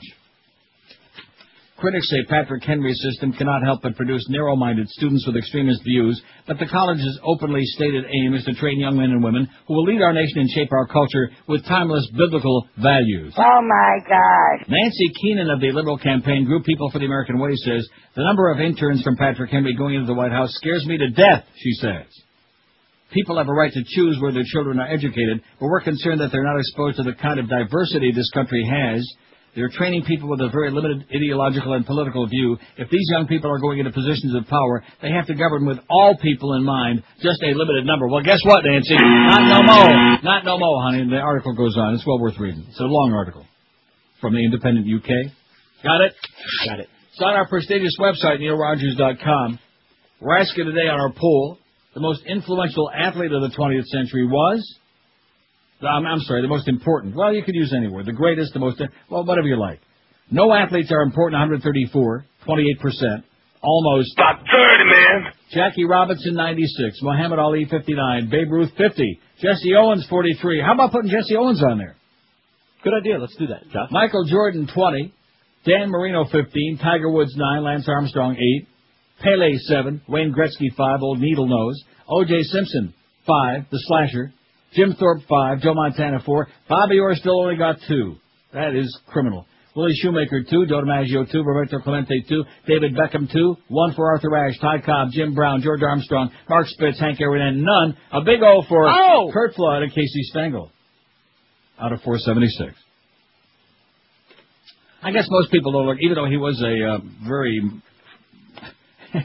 marginal baseball player himself, Casey Stengel, they don't look upon him as an athlete because he was a manager. Do you think that's possible? He was a mangler. Okay. Of the language. 19 till noon at 560 WQM. Nobody wants to talk about diseases, okay, because, it's scary. Why not? Nobody wants to think about cancer, heart disease. Yet you owe it to yourself to find out if you're in good health. It's a proven fact that you can cure diseases a hell of a lot faster if treatment is, you find it early. That's what I'm trying to say. Hollywood Diagnostic Center is proud to announce their virtual colonoscopy, which is so much less invasive and uncomfortable than the traditional colonoscopy, along with their amazing, which I had these last week, the coronary heart scoring and full-body screening exams that can detect cancer or other life-threatening diseases in their early stages. A doctor's referral isn't even needed. You just lay in a machine, and you don't have to really do anything. You don't even have to take all your clothes off.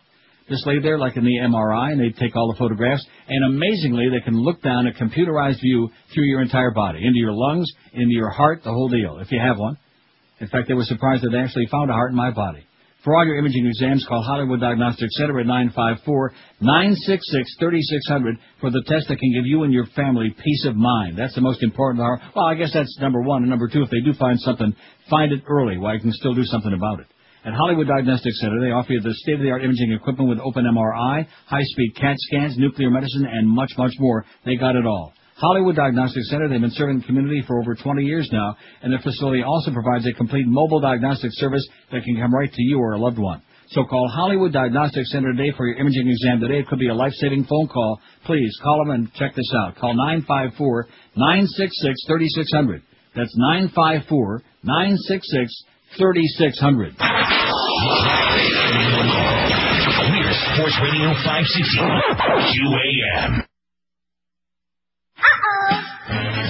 Well, I'm Jerry Falwell on the right hand of God, and When I woke up today, I put my TV on, and instead of Kathy Lee or CNN, I saw a purple creature with a gay sign on his head. It was an upside-down triangle, purple tinky winky. Upside-down triangle, purple tinky winky. Upside-down triangle, purple tinky winky. Hey, Teletubbies.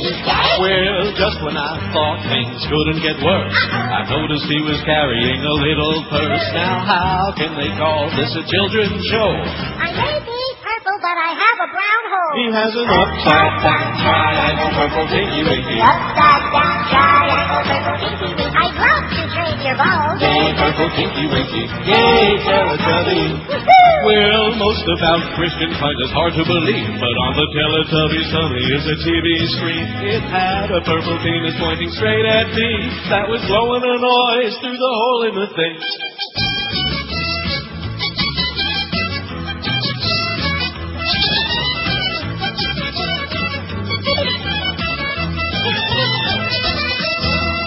Brown holes and purple penises, I think we're right on the verge. You're right on line, don't you think? Oh, I'm sorry, I was out of the room. Oh, there's nothing wrong with that. With what? It's 11:47 at 560 WQM, 13 till noon. Ted Williams, how come nobody's mentioned the Splendid Splinter yet? Because they're too busy mentioning Jesse Owens over and over again. Hey, how about Jesse Owens? How about Ted Williams? Number 9. You got it there, Josh? Ted Williams? I got it there. At least put his head on it anyway. 567. He had a good head on his shoulders, Ted Williams. He used to kill pigeons at Fenway Park in his spare time. 5670560, pound 560 on the AT&T and Verizon wireless line. WQAM, hello. Neil. Yes, sir. What about Will Chamberlain? What about him? Father of our country. There you go. Okay, thanks. Half of them anyway. I beg your pardon? Let's get him on there right away. Wilt the Stilt. He's putting him on there. He's putting him on there right now. Of course, the thing I like about him best... Will Chamberlain rate me? ...was that. 5670560, pound 560. Absolutely. On the AT&T and Verizon wireless line. WQM, happy Wednesday. Hello. Peter Worrell. Go WQM, hello. Yeah, I want to add a name to the list. Yes, sir. Mario Lemieux. Mario Lemieux, number 66. Great show, Uncle Neil. Thanks, Pally. Mario Lemieux. Now, can you spell that? Lemieux. Lemieux. Spell it right, man. You don't want to get the dander up from them frogs. Don't want to stir their dandruff. Mario says he's going to play next season, too, as a matter of fact. How many times has he retired now? About 30, man. There ain't going to be no next season anyway. Be sure and send in your money for the Panthers for next season. Be sure and send that money in because Alan Cohn wants to hang on to it for a year or so. 5670560, pound 560 on the AT&T and Verizon wireless line. Maybe this poll isn't... Maybe it's too narrow, you know, the sports part of it. What do you mean? I don't know. I just don't think that there's the same excitement about this. We should have divided the other ones up. Yeah. That was my bad. No, well, when we said entertainers, we should have said like musicians, music people, right. And then we should have had like actors and, TV people, stuff like that. Don't you think? We should have. I mean, for example, how do you compare like George Burns with John Lennon? Exactly. How do you compare Steven Tyler with Jackie Gleason? You stand them up next to each other. Bigger lips. On who? WQAM, hello. Hey, Neil, how you doing? Yes, sir. Pretty good. Look, you remember that classic song, My Ding-a-Ling? Yeah, Chuck Berry. Yeah, used to play that. But fascist speech police, they probably wouldn't care about that one. Can't play that, man. You can't play that? You got to be kidding me. Are you losing it? You can't play that no more, man. You better get with the program, baby. You better wake up and start sniffing the dandelions. You understand the Gestapo keeps track of everyone. Right. My ding-a-ling, my ass. 5670560, pound 560. You know, it's not bad enough we just did the purple tinky winky there with the purple penis and the whatever that was, which I don't even want to say it anymore. Rectum. Whatever. I mean, that was about as close to dancing near that line as possible. That's like asking, can you play that, well, you know, I think I'm going to edit this one, because I like it just too much. Roll another blunt. Yeah. Yeah. I can put a few. You'll see. All right. I did that masterful job with that Bill Cigar and Monica's. Right. Amazing stuff. Right, and for example, I'm spending all my time these days. Better things to do, but you got to spend all our times editing everything down so we can dumb it down and clean it down to the American public. All those people that graduated from that school I was just reading about. Patrick Henry. Give me liberty or give me death. What irony there is there? You know what I'm saying? Mm-hmm. I can't even find this thing. Oh, here it is. Here's the one. Jim Mandich, I hacked him. Oh! See? What a great job that is. And if you didn't like that one, I think this one is almost equally outstanding, if I can find it. Don Shula, I hacked him. Oh! Yeah. Good old Geldy, the human censor, man. When in doubt, Geldy it out. We used to say bleep it out, but now Geldy it out. Which sure as hell, at least spices it up a little bit. WQAM, hello. Hi, Neil. Yes, sir. Hi, I've got one that fits in both of them. He was a great entertainer and a great athlete, John Holmes. Right, and he's still dead. WQAM, hello. Yeah, John Holmes. Oh, these people are the best, aren't they? Let's go for 3. Well, let's see if we can have the trifecta. How about Sherlock Holmes? WQAM, hello. Come on, you can do it. Hey, Neil, how you doing today? Pretty good. I got a suggestion for your poll, and I'm not quite sure if I got the guy's name right. He's a older hockey player. He used to play before Gretzky. I think his name was Gordie Howe. Gordie Howe. Gordie Howe. As in How Now, Brown Cow. Gordie Howe. Oh, Old number 9, Detroit Red Wings, Hartford Whalers. Yeah, really good player, too. Great player. Too bad you weren't around to see him play, yes. Can I make a suggestion? Yes. Can you play Little Mickey and Eisner for me? No. 5670560, pound 560. I mean, come on already with that. It's getting really ponderous like everything else, although it is one of the few things we can still play. I'll take it under advisement. Okay, we'll take it to committee. Eisner? There you go. That's a little. Mickey and Eisner, right? That's Mickey doing Eisner, if you pardon that expression. 5670560, pound 560. You got Gordie Howe on there? Yeah, he's on there. The fact that this guy didn't even know his real name. He didn't really want to give a name. He just wanted to hear the Mickey and that's all. Very, very sad. It just breaks my heart. Oh, here's the new biography of Ted Williams. See, that's why I put it on there. They were showing I thought that was a commercial or something. In fact, they're going to cart out, Darren Kagan's going to interview Ted Williams' frozen head in a little while. That thing I read the other day, Darren Kagan was, who the hell was she interviewing? I mean, it's mind-blowing. It's part of the same thing I'm talking about, how dangerous CNN is. Wait until you see Darren Kagan interviewing Muammar Gaddafi tonight on CNN. And tomorrow they're going to have Soledad O'Brien interviewing a pre-trial interview for Saddam Hussein with Soledad O'Brien. And the public says, oh, yeah, that makes sense to me. Scary. WQAM, hello. Yeah. Yes, sir. Neil? Speaking. Neil. Yes. Yeah. What I was wondering is, that song that you guys used to do, the bagpipe song? Are you Can't hear that no more, man. Not a chance. Not a chance. Now, do you think if Kerry gets in office, anything's going to change? No. Not at all. Huh? No, I mean, not that. Not that kind of thing, no. That's it. We're in for this for life now, huh? What is it? We're in for this for life. No matter You're America, baby. You're America. Love it or leave it. See, they don't listen to me. It's not a political thing. That's what I'm trying to tell you. There is no political courage out there. Send out a search party. It doesn't exist. If it existed, we wouldn't be having all these kids dying every day in Iraq every single day. Over 700 of them. And all these Iraqis just being blown to bits. I wish I would have kept that story from this morning, because there was that one line in it that just made me want to vomit. About the burned, unidentifiable, mutilated bodies of the Iraqi children being dragged off the streets after the car bombings in Basra this morning. I mean, what are we talking about? They're doing it to themselves. Yeah, there you go. Blood on your hands. All of you people who support this war, whether you're Republicans or Democrats or just a bunch of idiots, you have blood on your hands. You're a bunch of murderers. Just like the people keep calling it with a song and dance about, well, Israel is always right. And Israel, yeah, right. You got blood all over your hands, just like Arafat and Sharon, the two of them. Chubman and Dreard. Tragic. Because everybody from the time they're like is little teeny tots. The religious bullcrap and the political bullcrap, and these people are good and these people are bad, and the right is good and the left is bad, or the other way around. And it's juvenile. It's childish. They're all a bunch of crooks. Jesse Ventura thinks he's going to get even elected dog catcher again. He's dreaming. Coming out there talking about being an atheist and about the religious people are weak. He's right. I mean, here's a guy that had the balls to open up a mouth and say something, but at least nobody's going to, not to his face, they're not going to mess around with him. He'll slam him in 2 seconds right down to the floor. Right. But the fact is that anybody thinks somebody's a real independent thinker is going to be elected to any kind of high position in this country, you're dreaming, not no mo.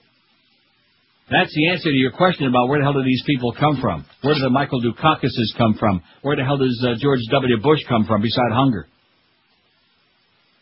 It don't happen by accident. I hate to break the news to you. A long, long time ago, all of that changed. All of these secret meetings behind closed. I'm almost start ready to jump into bed with these other conspiratorialists out there, The Bilderbergers, the Trilateral Commission, and the Illuminati. Makes more sense than anything else. How else do you explain this crap? Yeah, but they got all the wrong titles. And don't forget all those other great leaders like Jimmy Carter. Live and local.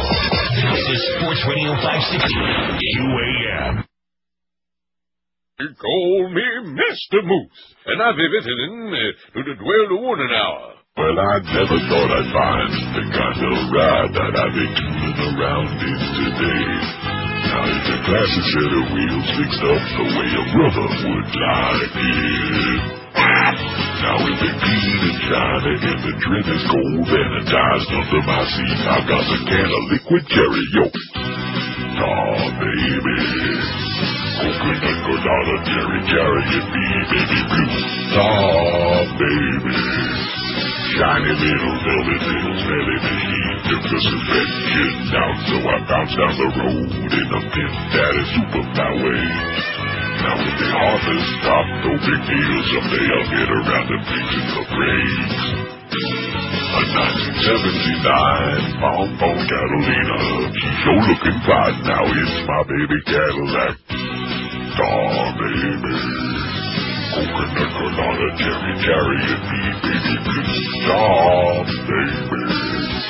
Shiny little velvet, little smelly machine. Yo.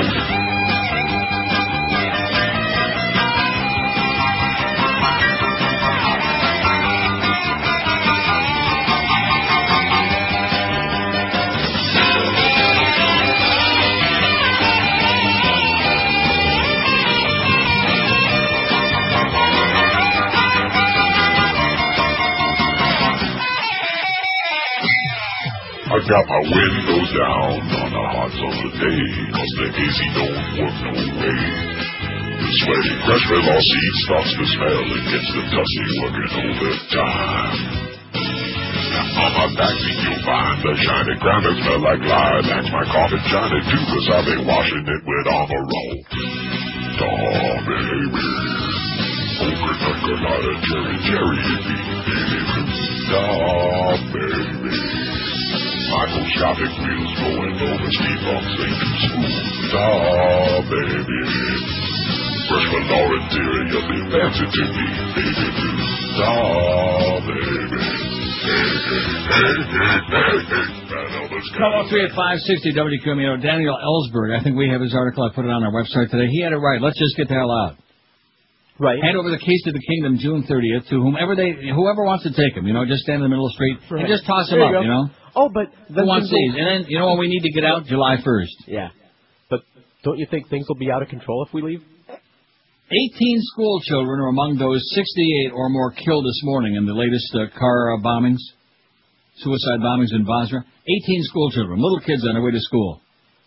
I just mentioned that in passing. See, it doesn't make any difference because television has so desensitized the American public that nothing goes on, whether it's Columbine, whether it's all of this massive... And I notice now they got a new deal on CNN. It used to be Operation Iraqi Freedom. Now it's Mission Iraq. Whatever the hell that means, I have no idea. What does that mean?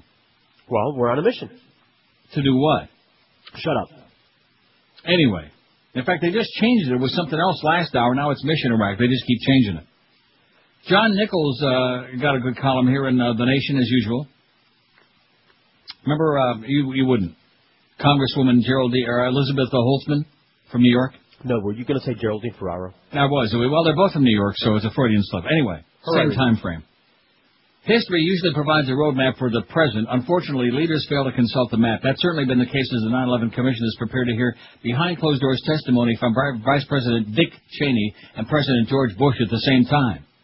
Members of the Commission, and for the most part, members of Congress, have accepted the secret testimony arrangement, but why? Presidents have testified before investigatory committees before, and they have done so on comparable issues. Former U.S. Representative Elizabeth Holtzman reminds us that in 1974, amid the national firestorm that followed President Gerald Ford's pardon of former President Nixon, Ford voluntarily appeared before a House subcommittee that was reviewing the pardon. The President came before the subcommittee, made an opening statement, was questioned by the House members. Although each of us had only 5 minutes, I was able to ask the President directly whether there had been a deal with Nixon about the pardon. The public could determine by Ford's demeanor and his words whether to believe his emphatic denial of any deal, recalls Holtzman, who as a young member of the House was a key player in the Judiciary Committee's investigation of the Watergate scandal.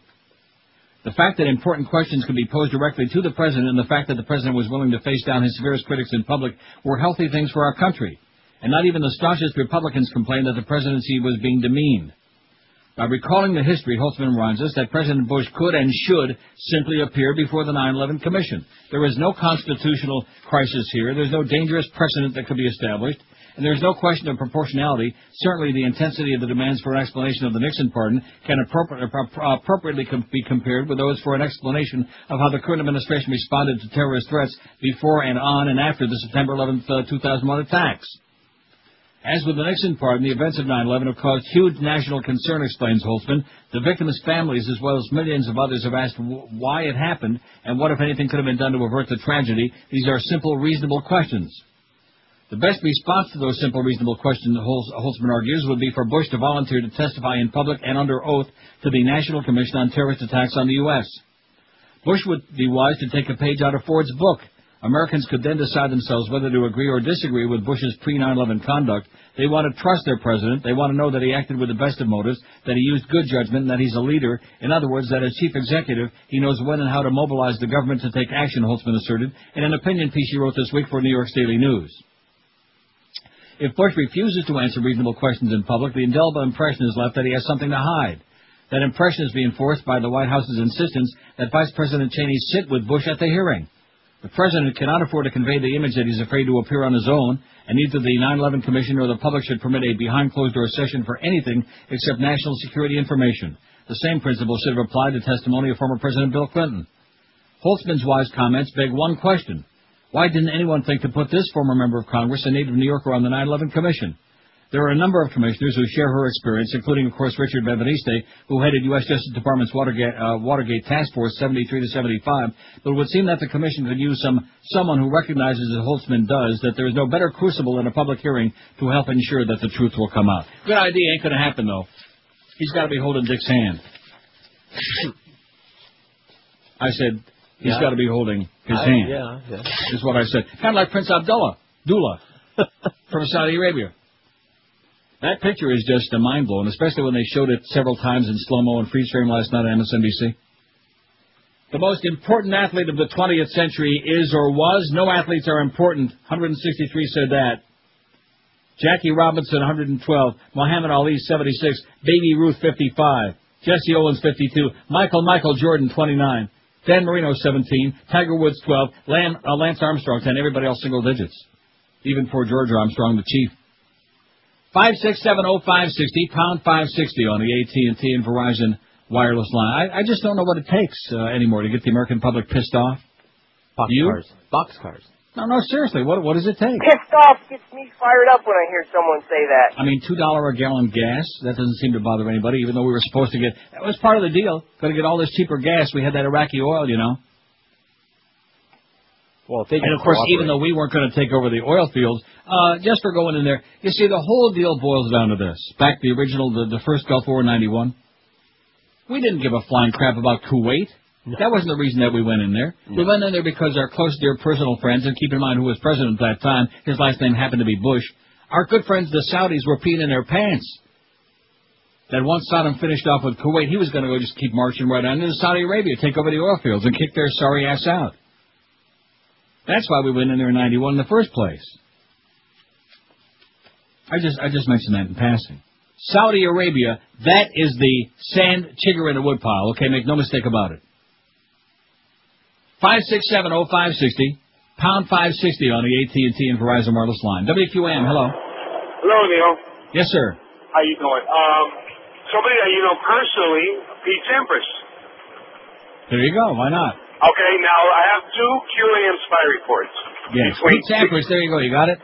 Between 6:30 a.m. and 7:30 a.m., Howard David blew a child to GD. Oh, no. Yes, he did.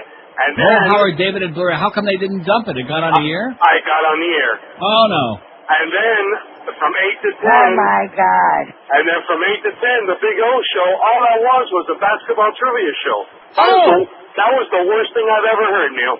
I'm going to tell you, if I could tell you how bad I feel following that swill that we had on from 8 to 10 this morning, I feel pretty upset about it myself. It was terrible. It was like, 1991, who was the draft pick of the Heat and the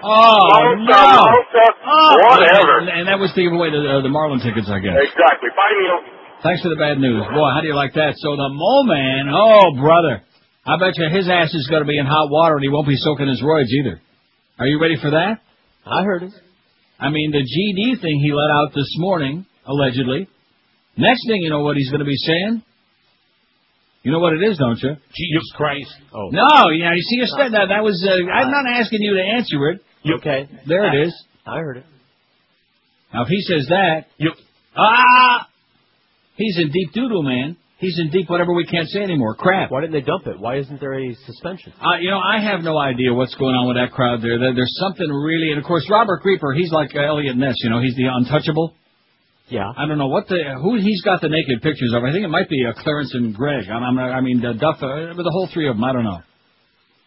I don't know what it is. The whole management team and the Screw-Ann pivot girl. But I mean, what is that all about? See, if they were worried less about eating all the free food from Howie's there in the morning in these trying times that we're trying to survive through right now, and more worried about monitoring very carefully what's on the air, we wouldn't be having these things. I can understand the old Mo Man. Absolutely. He's just a silly old fuddy-duddy anyway, okay? Boy, how about Pete Rose, somebody says, for the poll? Sure, why not? Pete Rose. There's a real scrum bag, if there ever was one. He never gambled on Cincinnati Reds. Baseball, right. Sit there at the track with your big stack of bills, and by the way, that teller at Calder's pretty pissed off about you stiffing her years ago, Pete Rose. I'm going to tell that story one of these days. About how she made a mistake on the ticket. I'll tell the story. I want to make sure I get it all right. She would strangle him if she could get her hands on him. Destroyed this woman's life. That's Petey Rose. And they argue, should he be in the Hall of Fame? You know what? Let me answer whether Pete Rose should be in the Hall of Fame. Who gives a flying crap, okay? All the things that are going on in the world, all of these things that are in the world today. All of these things. And they're worried, there are people out there worried about whether Petey Rose should be in the Hall of Fame or not. Screw them. That's my comment, okay? As Mo said this morning, right. 12:13 at 560 WQM, when a guy is considering a hair replacement, I'm getting tongue-tied because every time I think about hair replacement, I think about Absolutely. the Mo Man. You don't want to look like that, do you? Does anybody? No. Oh, my goodness. That muskrat, man, it's more famous than he is. You can always spot a really bad piece. How many good ones, though, go unnoticed because you don't know it's not the real thing? Charles Alfieri designed and supplied hair systems to show business celebrities for more than 35 years. In fact, he's so infamous, he's appeared as a guest on Good Morning America, the Today Show, CBS Morning News as well, introducing his patented hair system that offers you the most amazing natural hairline system you can find. The most critical area of any hair system is the hairline, and Charlie's new skin-like hair system is 100% undetectable. It's so skin-like it's almost like having a condom on your head. Charles Alfieri has guaranteed you try his hair system for just a month, which is 30 days. After a month, if you don't love the way it looks and feels and smells, if you're not getting just loaded with more action than you can even handle, return it for a full refund. So what's not to like? Charlie also services and repairs existing hair system, including shampoo and trim. So don't delay. Call Charlie today and change your life forever with a great-looking head of hair. Call 1-800-321-2413. Absolutely. That's 1-800-321-2413, or log on to his world-famous website, charlesalfieri.com. Live and local. We're Sports Radio 560 QAM. There was an old farmer who lived on a rock. He sat in the meadow just shaking his fist at some boys who were down by the creek. Their feet in the water, their hands on their marbles and playthings, and at 4:30, there came a young lady. She looked like a pretty young creature. She sat on the grass. She pulled up her dress and she showed them her ruffles and laces and white fluffy duck. She said she was learning a new way to bring up her children so they would not spit, while the boys in the barnyard were shoveling refuse and litter from yesterday's hunt, while the girl in the meadow was rubbing her eyes at the fellow down by the dock.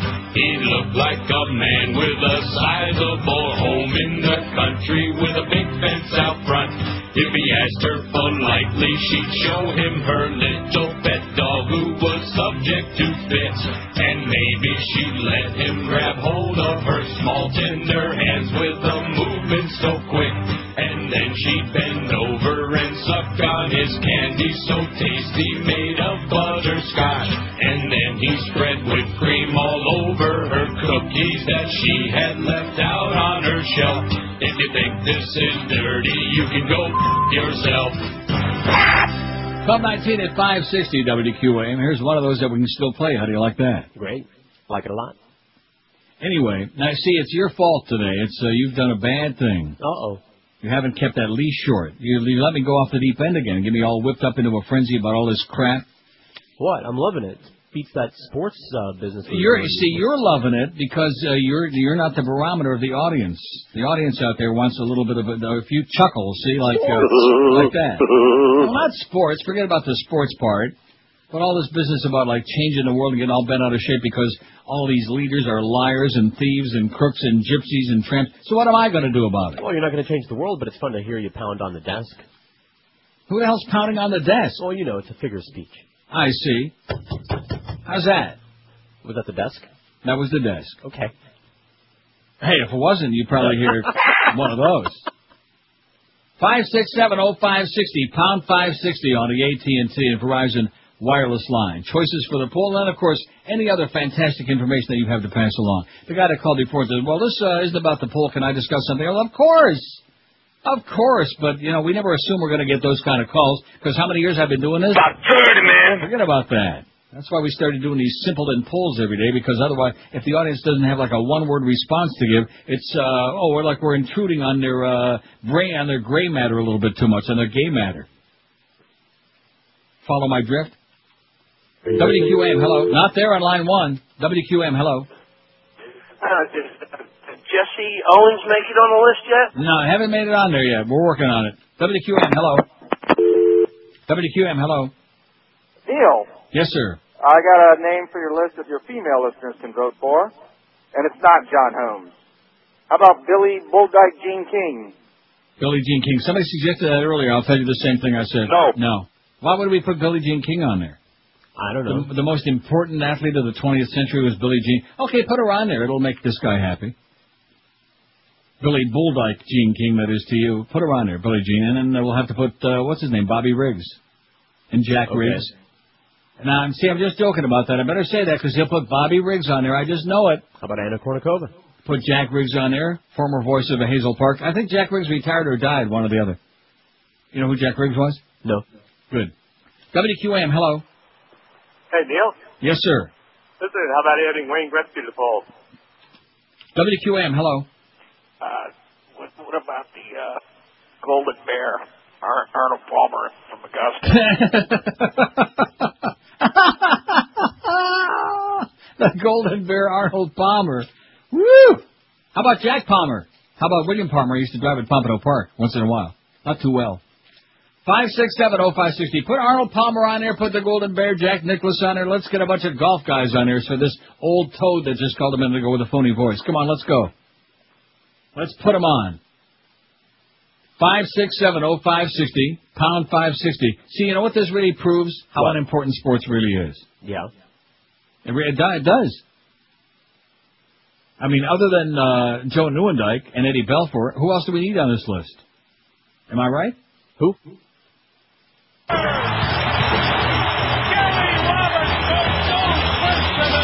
And what about Gary Roberts, too, as a matter of fact, while we're on it? Don't put him on there now. I have to clarify each and every one. And the audience probably wonders, why do you keep saying that? Because if I don't clarify it, Josh will go ahead and put it on there. What does he know? Well, you know who Gary Roberts is. Josh? No, I don't.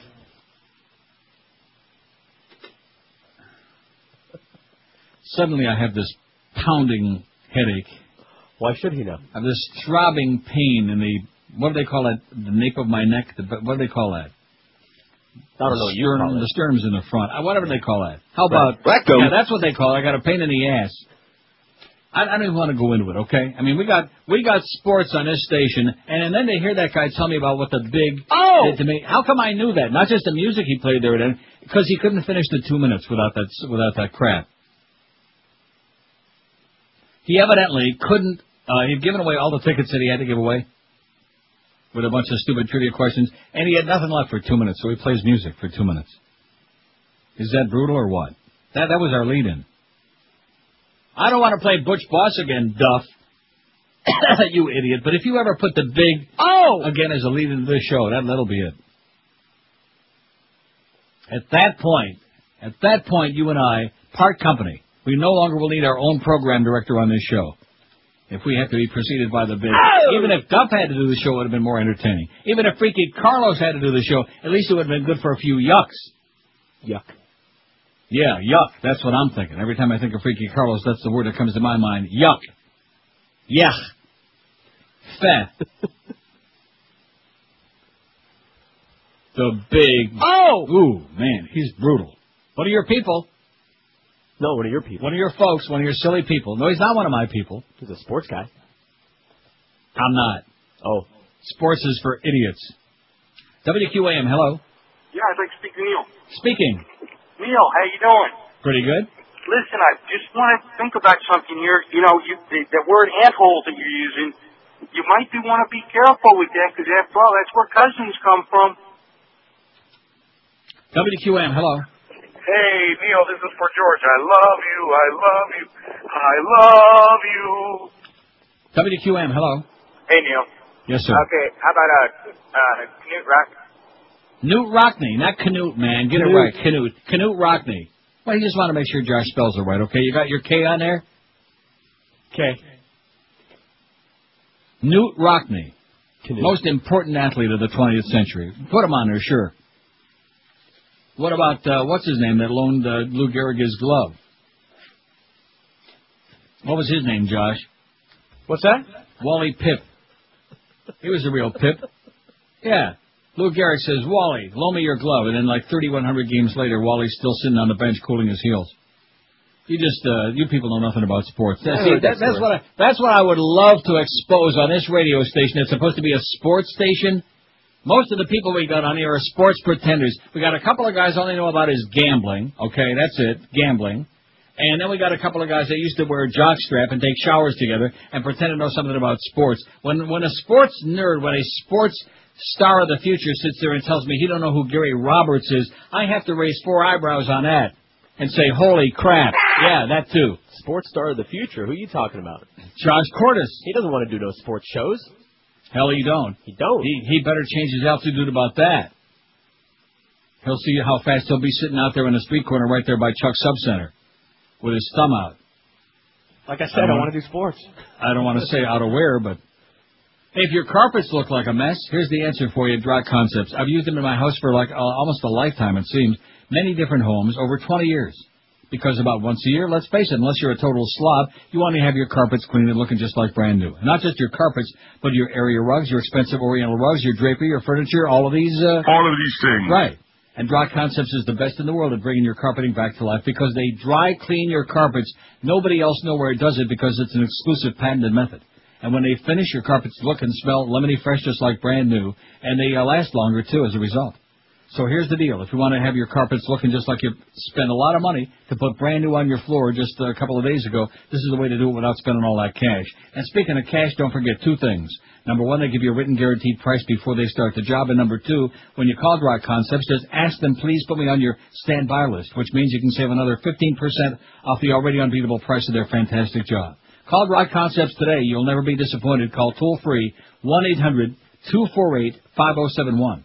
1-800-248-5071 or log on to their website, dryconcepts.com. Live and local. This is Sports Radio 560.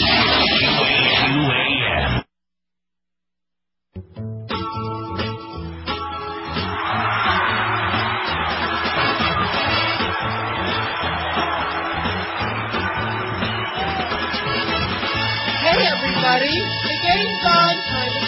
Christopher Lowe. I'm a sports watcher. I'm a sports watcher. Looking at the guys. My, oh my. I'm a sports watcher. I'm a sports watcher. Rectum. Look, they're patting their butts now. Oh. Since I was a boy, I threw away my dollhouse toys. When I saw my first game, I got a swell on. Most men won't confess. They privately wear a dress, watching ESPN in fishnet nylons. I'm a sports watcher. All right. I'm a sports watcher. Look at the size of his bulge. I'm a sports watcher. I'm a sports watcher. Look, they're patting their butts now.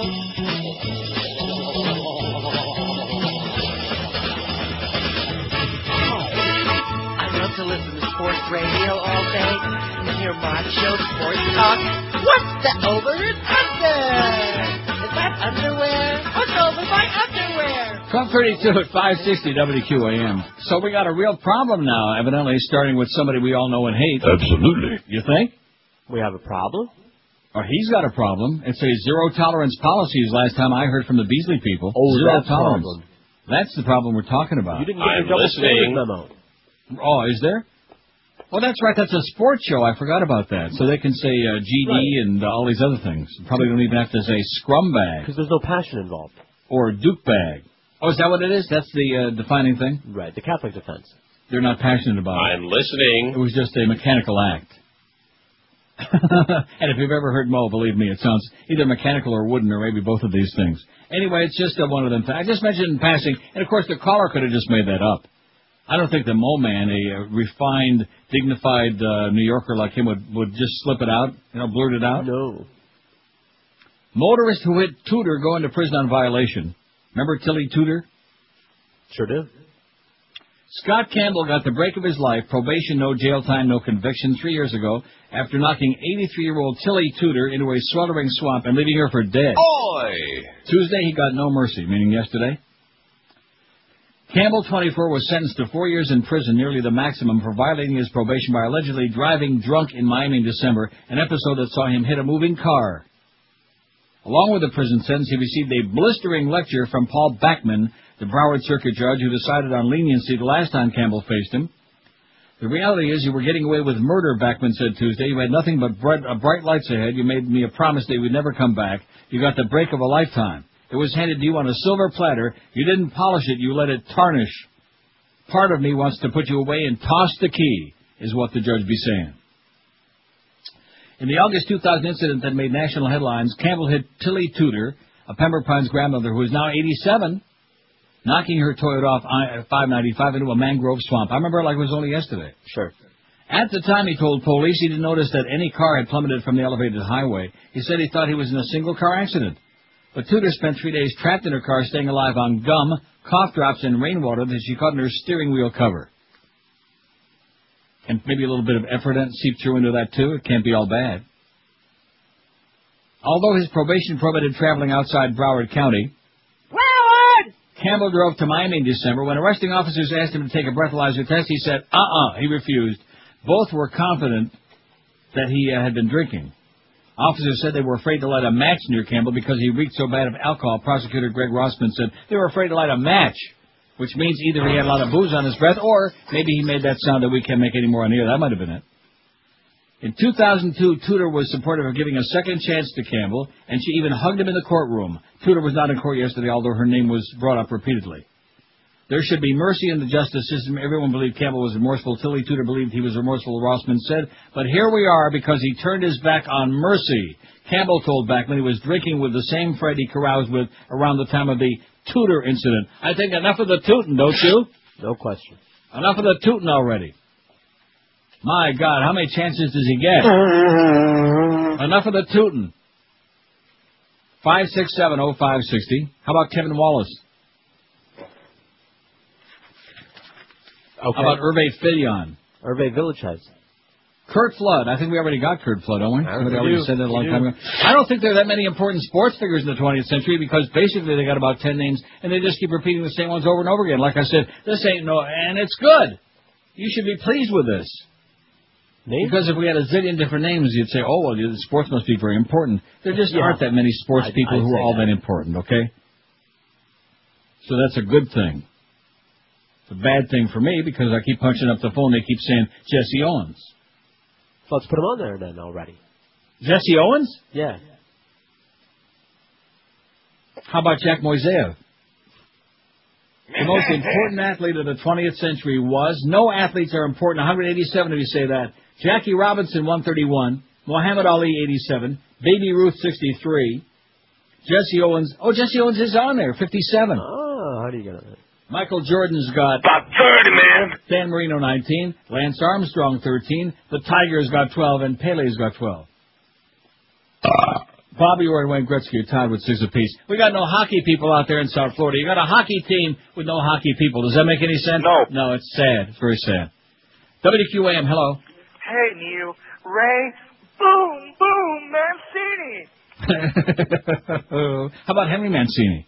Oh, left him off the other day, you know what? Damn it. Did he do all the music for the Pink Panther movies?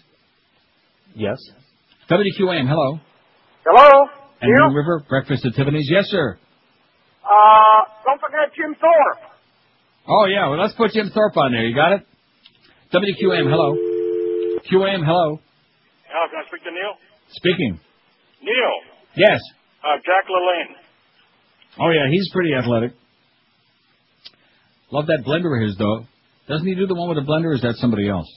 That's a Juicy Man, isn't it? No, that's a different one, the Juicy Man. Oh, can't get no more athletic than him. By the way, the Juicy Man just turned 41. WQAM, hello. Yeah, Jay Fiedler, baby. But he's got even better eyebrows than Andy Rooney, the Juicy Man. Haven't seen him in a long time. Maybe he died. Maybe a little bit too much juice.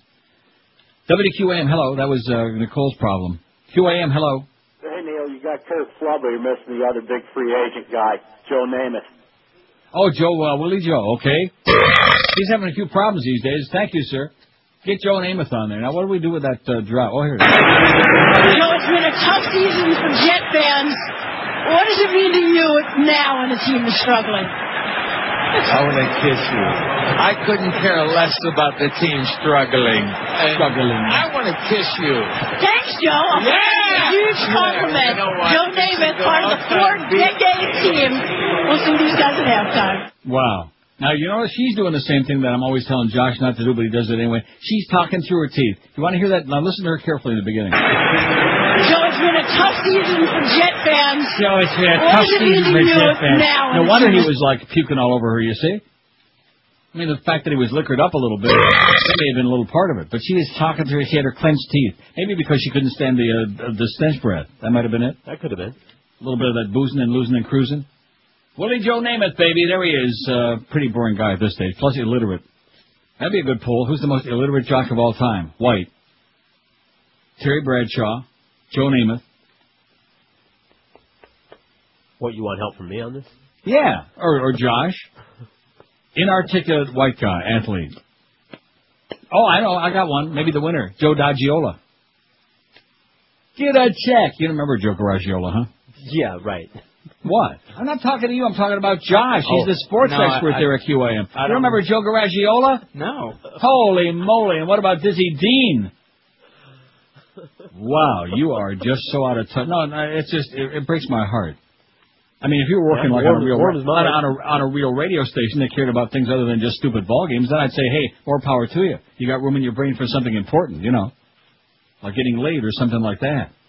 But, I mean, you got to clutter up your mind with a lot of useless stuff like George or City. Huh? And Ray Crunk. And Ray Stein. And Gordon Norris. And Charlie Norris Jr. Can you imagine how much I could know about history and about the whole world if I could clear out all of just the harness racing names? Forget about hockey, all the other useless stuff I got. All the harness racing names and trivia that I have in my brain. I think there's an operation they do. I think you know who needs it? Oh! The Big O, he needs it. The Trivia Man, the Mike Spindell of QAM, Mr. Trivia. If I find out that he's going to be on again tomorrow morning, you're doing the show. I'll tell you that right now. I don't want to, make idle threats. Although we have a short show. Like I said, if Friday morning I find out he's going to be on. I just had the feeling, even though I didn't hear hardly any of what he was doing. But when I heard that music, what was it he was playing again? He was playing Happy Trails by Van Halen. Oh, my God, that's enough to make me want to blow somebody's brains out. Somebody whose name ends in... begins and ends in... Spring to the savings right now and save like never before. That also ends in O on a new car or truck from Armstrong Toyota of Homestead. They're on U.S. 1, 20 minutes south of the 836, and it's worth the drive down there because they're going to save you so much cash. They're going to save you thousands and thousands on great new Toyotas. Check out these great lease deals waiting for you right as I speak. An 04 Camry or 4Runner, just $269 a month for 48 months. How about an 04 Highlander, just $309 a month? Need a truck? How about an 04 Toyota Tundra, the safest truck in the U.S. of A., just $179 a month for 48 months. These are just some of the great savings going on right now at Armstrong Toyota of Homestead. General Manager David Fatrich and his staff will do whatever it takes to put you in a great new Toyota today. So experience for yourself the difference when you do your car shopping at Armstrong Toyota of Homestead. They're locally owned and operated, committed to 100% customer satisfaction, too. Their service department's even open for you late till 8 weeknights to make sure they get it all done for you. Easy to find them. They're right on the corner of U.S. 1, 293rd Street in Homestead, just 20 minutes south of the 836. And listen carefully to this. Armstrong Toyota of Homestead offers you free tires, batteries, and replacement parts for the life of your vehicle. That's right. Tires, batteries, and free parts for life. Nobody nowhere else does that. So please don't waste your time at those big, fancy, schmancy mega car dealers and giants who give you the big song to dance and then let you down. Do the smart thing. Do your shopping at Armstrong Toyota of Homestead. Call the GM David Rich right now for an unbeatable deal. Call 305-242-3247. 305-242-3247. Drive a little and save a ton on that great new Toyota today at Armstrong Toyota of Homestead. What just happened there? I don't know. Oh, you know what it is? That's what it was. Live and local. This is 560. The radio's all yours now. QAM. This is the Neil Rogers Show. This is your brain. Any questions? This is the crew, and we're talking hardball on 560 WQAM. Call me, homie, right here at 567-HO-HO. Oh, 56, call me, homie. Let's be talking to Steve in Miami. Steve, you're with me, Warren Kamati. Well, Crow, what do the Marlins have to do to win the World Series this year? Oh, that's an easy one, Steve. They got to swing the bat, hit the ball, pitch some strikes. Remember, the game of baseball is 50% hitting. That's almost half. 50% fielding, 50% pitching, and 25% managing. But, Crow, that's 175%. What? Don't you be questioning me. Would you be ignorant? Be what? Ignorant. Ignorant, I said. You be ignorant. Well, no, I'm not ignorant. Boy, I played professional baseball in a third world country against men half my size. Did you? Well, actually, I played in... Are you gonna... Call me, homie. I'm the Crow. Out at Gate G. Elemental B. 1248 at 560 WQM. We got the Mad Dog at 2. All right. The Humper at 4. And then we got Marlins pregame at 6:30. Game time 7:05. I'd rather hear the Crow from 8 to 10 than the big... Oh! You know why? Because at least he's funny. Okay. In a very sick, twisted way. No, seriously, at least you can laugh and you can hear how what a goofball he is. And he smells pretty. Yeah, with the big... Oh, man, he's just... He's the... Kid, again, not personal. This is only business, okay? Don't take it personal, Orlando. But it's just... he's not ready for prime time. Awful. And if he's going to be on there again tomorrow giving away tickets, then I'm taking a few weeks off. Now, and again, I don't want to complain, but I think following him and hearing that song, that awful thing that went on and on for 2 minutes at the end of the show this morning, that set me off on the wrong footing. I've just never been able to recover. So I don't want to sound like I'm whining, but getting this email that I just got, this will show you what I'm saddled with, although you know you've had your own experience. Okay. Norma Kent, professional faggot. What are you laughing about? He sends me an email about, you could never guess what this is about in a million years. Well, you just gave us a hint. Yeah, well, it's something like that. Yeah. Pride Day with the Blue Jays. Now, the Toronto Blue Jays have lost 10 of their first 13 games, which equals the worst start in team history. They're an absolute joke. They stink. They blow, if I can say that in this context. I better not. And he sends me an email. Now, the Maple Leafs last night just won their series in an exciting 7th game against Ottawa, 4-3, with a 4-1 win last night right over here at the Air Canada Centre. They were honking the horns and going nuts here till 1, 2 o'clock in the morning. And he sent me about some fag baseball day. Norma, stop being a professional faggot, okay? Go elope with Charlie Crist or somebody. Get out of my face. God, Jesus Christ. On Friday, June 25th, the song Take Me Out to the Ballgame will have a whole new meaning. It's the first Pride Day with the Blue Jays. Come join the gay and lesbian... I got news for you. If the gay and lesbian community in Toronto is going to that game, they better have about 3 million seats. Like I said, about 10 million seats. Friends, family, and community supporters of all ages are welcome to cheer as the Blue Jays take on the Montreal Expos. Oh, my God. Here's what they're doing and all this other... professional faggot. That's all you are, Norma. All these people are dying all over the world. All you can think about is some stupid-ass baseball game, and they're inviting a bunch of fags to come out as if there aren't enough there every day anyway. Any place you got more than 100 people in Toronto, I'll tell you right now, at least 50 of them are fags, so what are you talking about? Including some of the players. God. Excuse me for getting worked up about that, but that's typical of what I deal with him. That's where his mind is. I mean, the professional Jews and the professional Cubans and the professional fags. Get a life, will you, please? I have no life. God, think about something besides faggery. No. Man, how about straight day at the ballpark? Wouldn't that be great? You're gay. Oh, man, what's that one bit we got? Where the hell is it? Which one? Oh, here it is.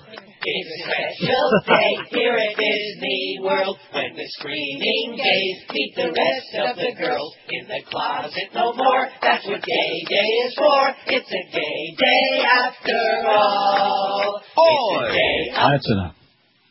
Man.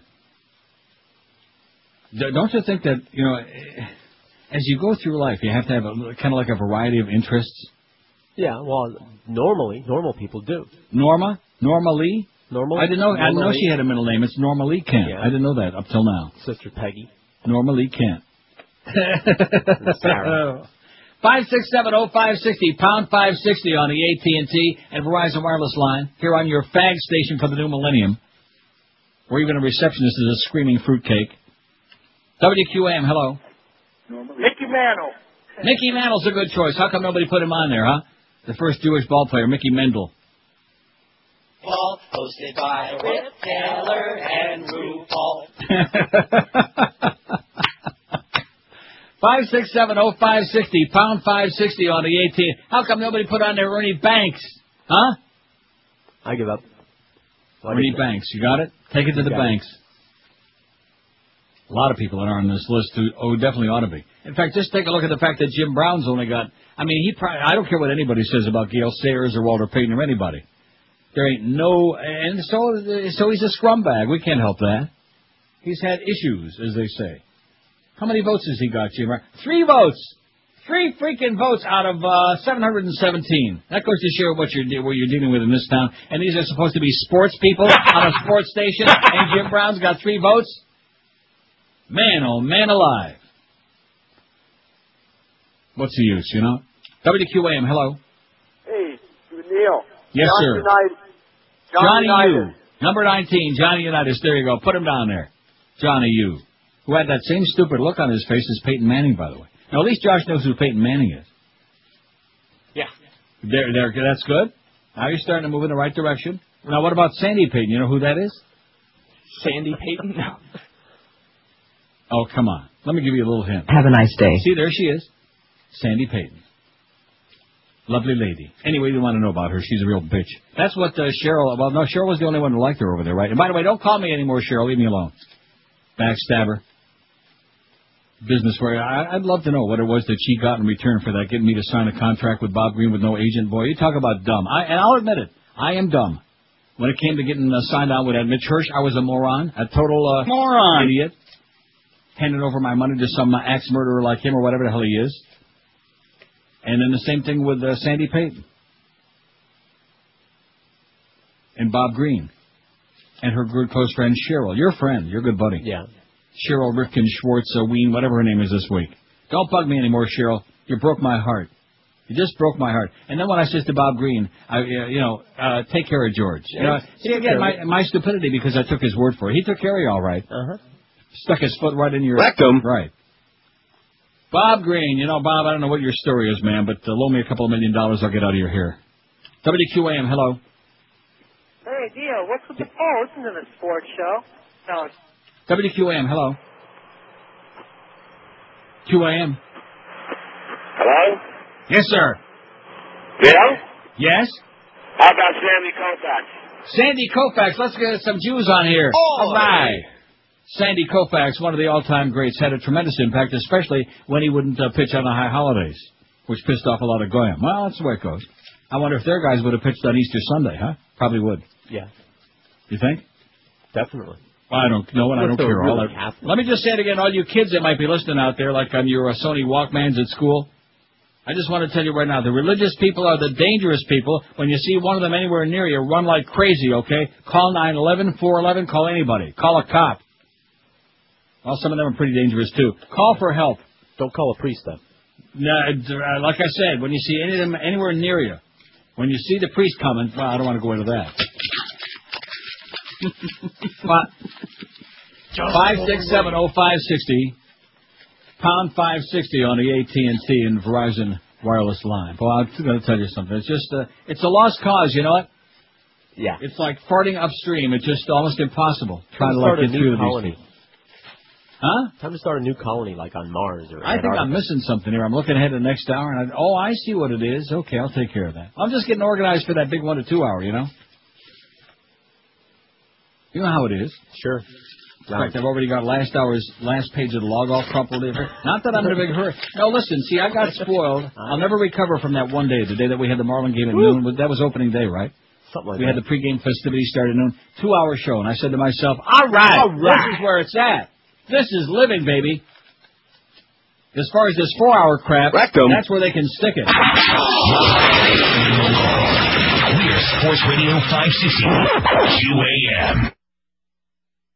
Oh boy, it's the 1 to 2 hour. Hi, I'm Christopher Lowe. And I'm Jim Ralph. Join us for the entire month of April as the History Channel salutes Gay History Month. An in-depth look into the closet of famous fangs that's sure to raise an eyebrow. Famous people like, I don't know, Tom Cruise, Tyrone Power, Cary Grant, Randolph Scott, Patsy Palmer, Matt Truss, Peter Frampton. Well, he was British. That doesn't count. Not to mention self-hating fags like Bill McCarthy and Trent Lott.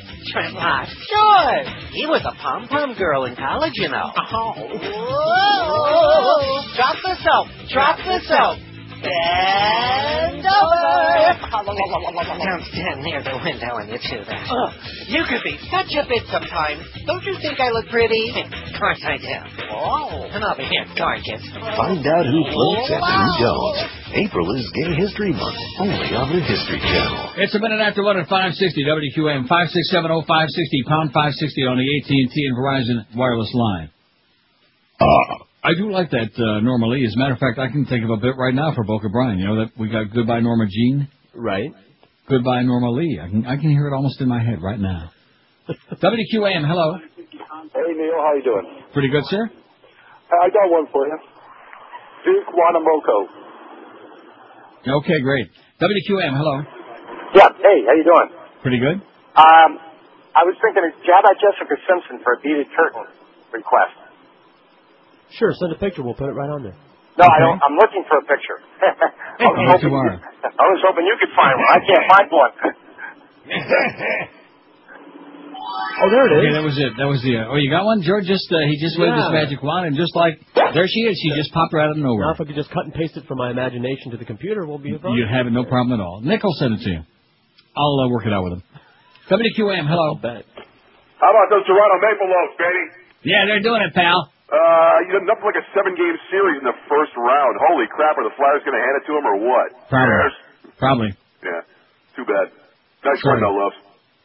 5670560 pound 560 on the AT&T and Verizon wireless line. He would know Gary Roberts from Mary Roberts.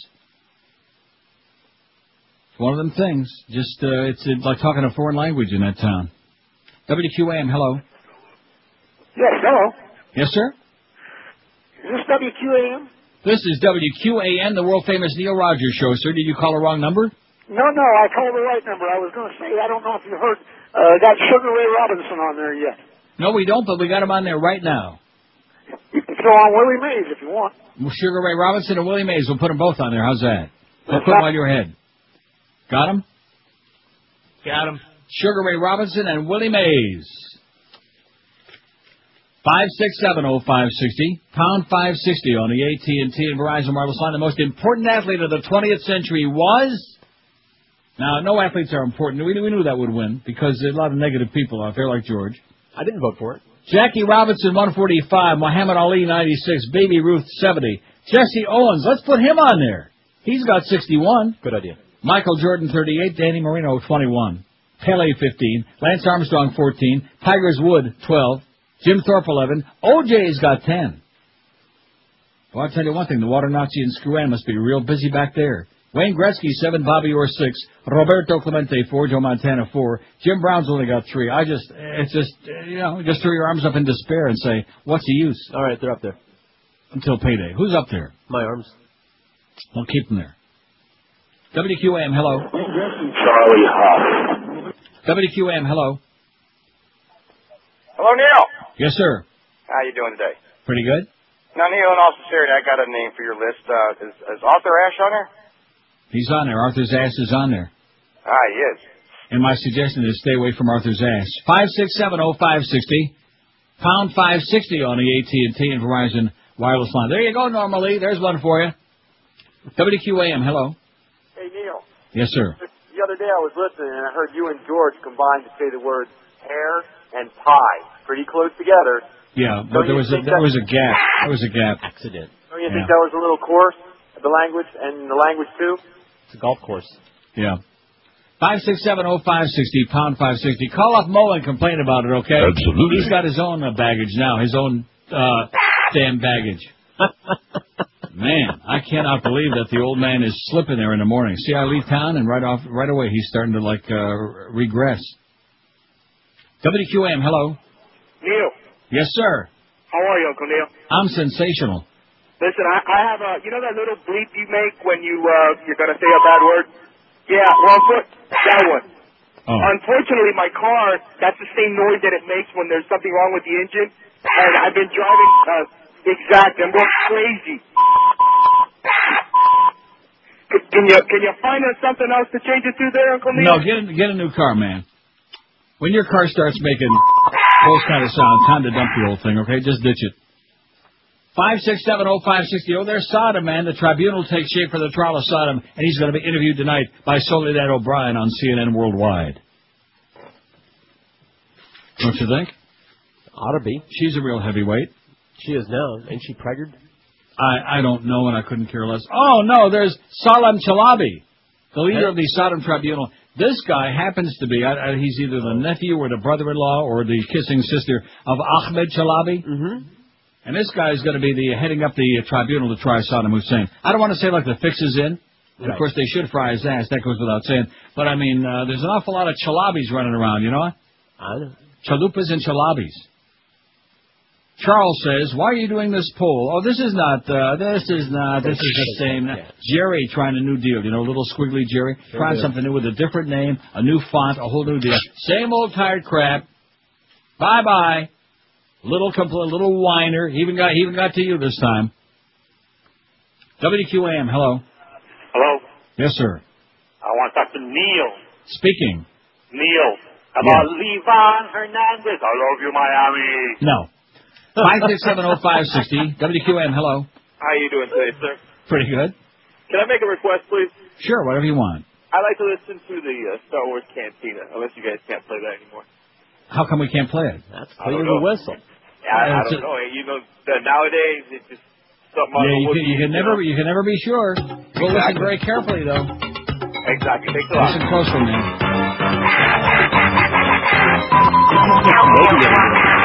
Oh, it's just that guy's car. Acting up. Her name was Leia.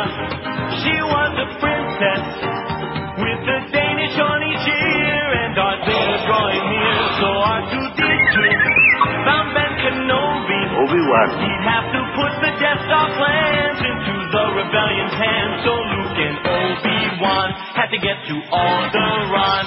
So they stopped into Mos Eisley to have a drink with Han at the Star Wars Cantina. The weirdest creatures you've ever seen at the Star Wars Cantina. Music and blasters and old Jedi masters at the Star Wars. His name was Solo. Han Solo. He was a pilot with a blaster at his side and a smile 12 parsecs wide there with Chewbacca. He was a Wookiee. They met with Luke and Obi-Wan about the Millennium Falcon, docking Bay 94. Stormtroopers at the door with the flash of Ben's lightsaber. Now there's an on the floor at the Star Wars Cantina. The weirdest creatures you've ever seen at the Star Wars Cantina. Music and blasters and old Jedi masters at the Star Wars. Mos Eisley Spaceport. You will never find the more wretched hive of scum and villainy. You must be cautious. His name was Yoda. He was a Muppet. Darth Vader was so bad, and by the way, he's Luke's dad. Luke kissed his sister. His hand got cut off in that galaxy far, far away. Luke has had a lousy day. Boba Fett was so mean. Jabba had bad hygiene. Why didn't they all just relax back on Tatooine at the Star Wars Cantina? The weirdest creatures you've ever seen at the Star Wars Cantina. Music and blasters and old Jedi masters at the Star Wars. The Force will be with you. Always.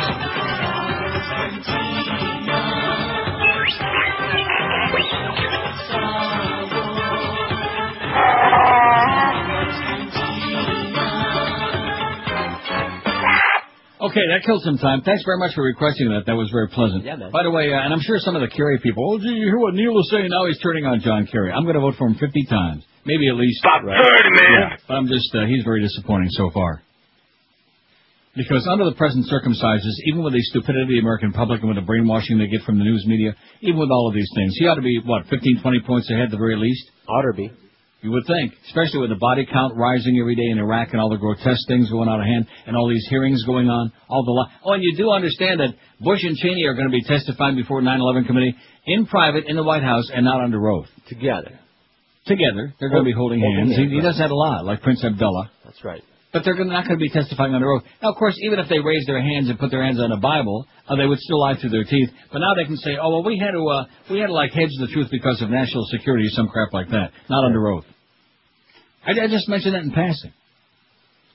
And there I go. See, I'm getting off the topic again. I'm getting real whipped up about that crap. Nothing I can do about it, other than vote a few times. 12 minutes after 1 at 560 WQN, you've been hearing me talk about Dollar Mattress and their spectacular customer service that when you call 1-800-MATTRESS, you'll speak with an expert betting consultant who'll answer your questions, give you the customer service you deserve. And that's all true. The Dollar Mattress commitment to service recently caught the attention of the Better Business Bureau. Dollar Mattress has been part of the South Florida community for over 12 years. Their main office in the Northeast, where they've earned the coveted the Torch of Excellence Award for 2004 from the Boston Better Business Bureau. And this award is given annually to a company that embodies the Better Business Bureau's values of honesty, integrity, and ethics in the marketplace, like Fat Boy. To receive this award is particularly impressive for Dollar Mattress to win because they don't even have any stores. And 1-800-MATTRESS wants you to know that one criterion judging in the award was truth in advertising. You can rest assured, you can bet Fat Boy's life on it, that the things I've been telling you about Dollar Mattress are absolutely, positively, 100% correct. So pick up that phone right now and call 1-800-MATTRESS and get the whole truth and nothing but the truth about brand name betting. I've been using them for years, and I'm one of their many happy customers. And you know, if you call 1-800-MATTRESS, you'll be happy too. That's Dollar Mattress, 1-800-MATTRES, or log on to their website, mattress.com. Dollar Mattress, the honest way to get you a great night's sleep for years to come. Live and local. This is Sports Radio 560 QAM. Just tell me what your problem is. All right. Oh my God. Kerry, maybe, Kerry, maybe, Kerry, maybe,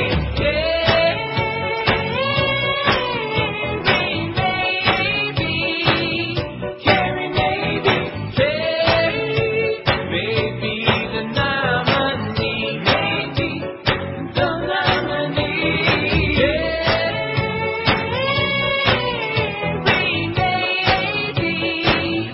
Kerry, maybe, not as crazy as Dean. Oi! We want to help Democratic Party grow That's what it takes No. to really kick the hit.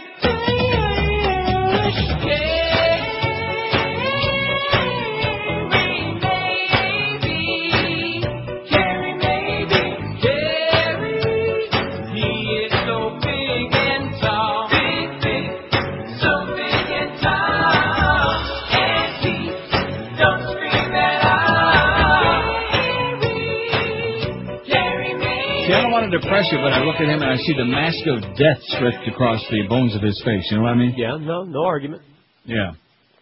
But at any rate, I hope he butches up, and I hope he surprises me. I hope the convention just really invigorates him and all this other stuff. Yeah, I hope he bushes up, too. By the way, you see the Heinz company, you know, his wife Teresa. His wife Teresa Heinz is, of course, the heir to the fortune of it, and the Heinz company is donating to Bush. I did not know that. Well, now you know it. They're supporting the Bushmeister. But let's hope Kerry can catch up. That was bad. At any rate, I don't want to turn on John Kerry, but just the fact is, so far, he's been, no matter what the issue is, whether it's Iraq, whether it's, you name it, weak. The Israel thing, he's a panderer, is what he is. Of course, they all are, but I mean, he just, over the top. Let's bring back Howard Dean, okay? All is forgiven, Howie. Come on back. What do you say? Don't you think? Can't wait. We're going to South Carolina and Oklahoma and Arizona and North Dakota and About Mexico. 30, man. We're going to California and Texas and New York. And we're going to South Dakota and Oregon and Washington and Michigan. And then we're going to Washington, D.C. to take back the White House.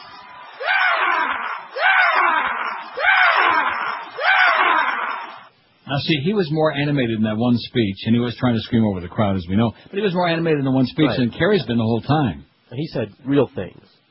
Right. Concrete things. He didn't just say the things that were politically correct all the time, which is the reason he ain't going to be the candidate.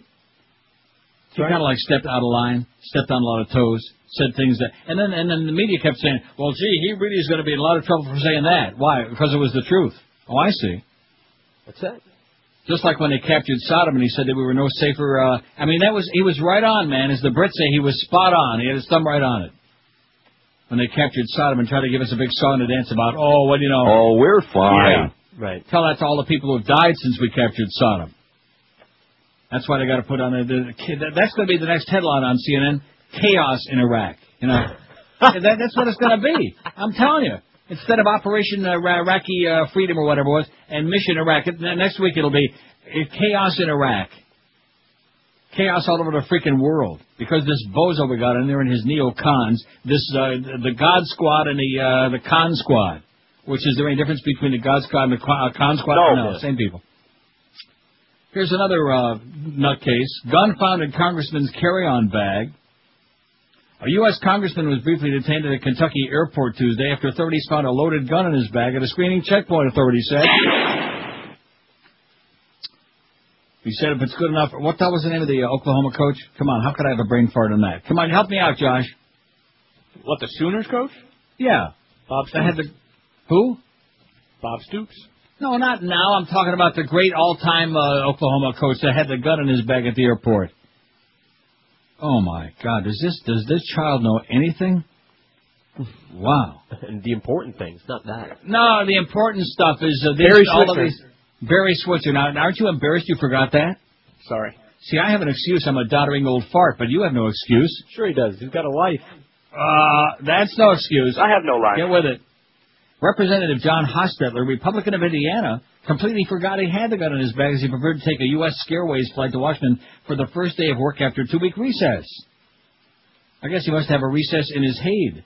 A Homeland Security Department official said Hostetler had a loaded 9mm Glock pistol in his bag at Louisville International Airport. The congressman said he didn't know the gun was in the bag and apologized. Well, that's okay as long as he apologized, right? Just like Arnold apologized to all those broads that he groped. The gropinator. Although if he gets elected, he's going to look into it. Into what? That was, and again, the media puts that on the air like it's a legitimate answer to a question, okay? Oh, I'm not going to get bogged down with that now. I have to worry about the election, but if I'm elected after the election, I'll look into all of those things. And then the election came and he wins in a landslide. And did you look into it? No. Forget about it is what he said. How do you like that? Huh. After all of that, he says... Forget about it. Yeah. Ever see him and Mo together? No. 5670560, same barber. Pound 560 on the AT&T. In fact, he's the Terminator. Mo is a terminal. In fact, speaking of being terminated, that thing we heard about this morning, that rumor, didn't sound too good. We got a zero-tolerance policy, Mo. Absolutely. Zero tolerance. That don't mean you get a few slip-ups. No screw-ups. I'd like to know what Robert and Zach are doing in there together while all this stuff is going on now. I'd like to know what the hell those two are doing besides eating free food. WQAM, hello. Hey, Neil, how's it going? Pretty great. All right, on Saturday, I just wanted to let you know that on Saturday I delivered medical equipment. I was on my way to work and I was in a bad mood. And the Crow started his show off with that bit that you have of him. And that made my day. It was so funny, and he actually gets it, you know, so he doesn't get mad. He is actually down to earth, you know. So everybody. Manny Ramirez, how about you and me? Okay? There you go. I guarantee the Big O never said anything as entertaining as that. Yeah, you know, he's funny. He's just he's a good time to listen to. I spent an hour on the road just listening to him laughing, you know. Right, he's a panic. As long as you don't take him seriously. Right, because he thinks he's serious. Right. But you really can't take him serious, you know? Exactly. And also, we are much safer here in the United States now that they're gone, you know, but when the smoke settles, we're going to see what's going to happen then. Now that who's gone? Saddam. We're much safer? We're much safer here. That's word on the street, that we're much safer in the United States. That's the word on the streets? Yes, word on the street. That's what they're saying. Who's they?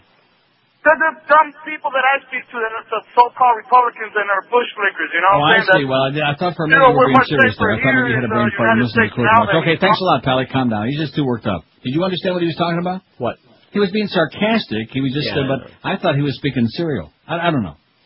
Too much of that Crow, man, make your brain rot. But I still say, when we have an emergency feeling like that, drag out the Crow. Marlins are hot. That's the thing in town everybody's talking about right now. But I mean the big. Oh no! In fact, that's even Nancy Reagan once told me. Just say no to the big. That's what she said. Remember that? Something like that. In fact, she said once upon a time he tried to borrow that little red dress.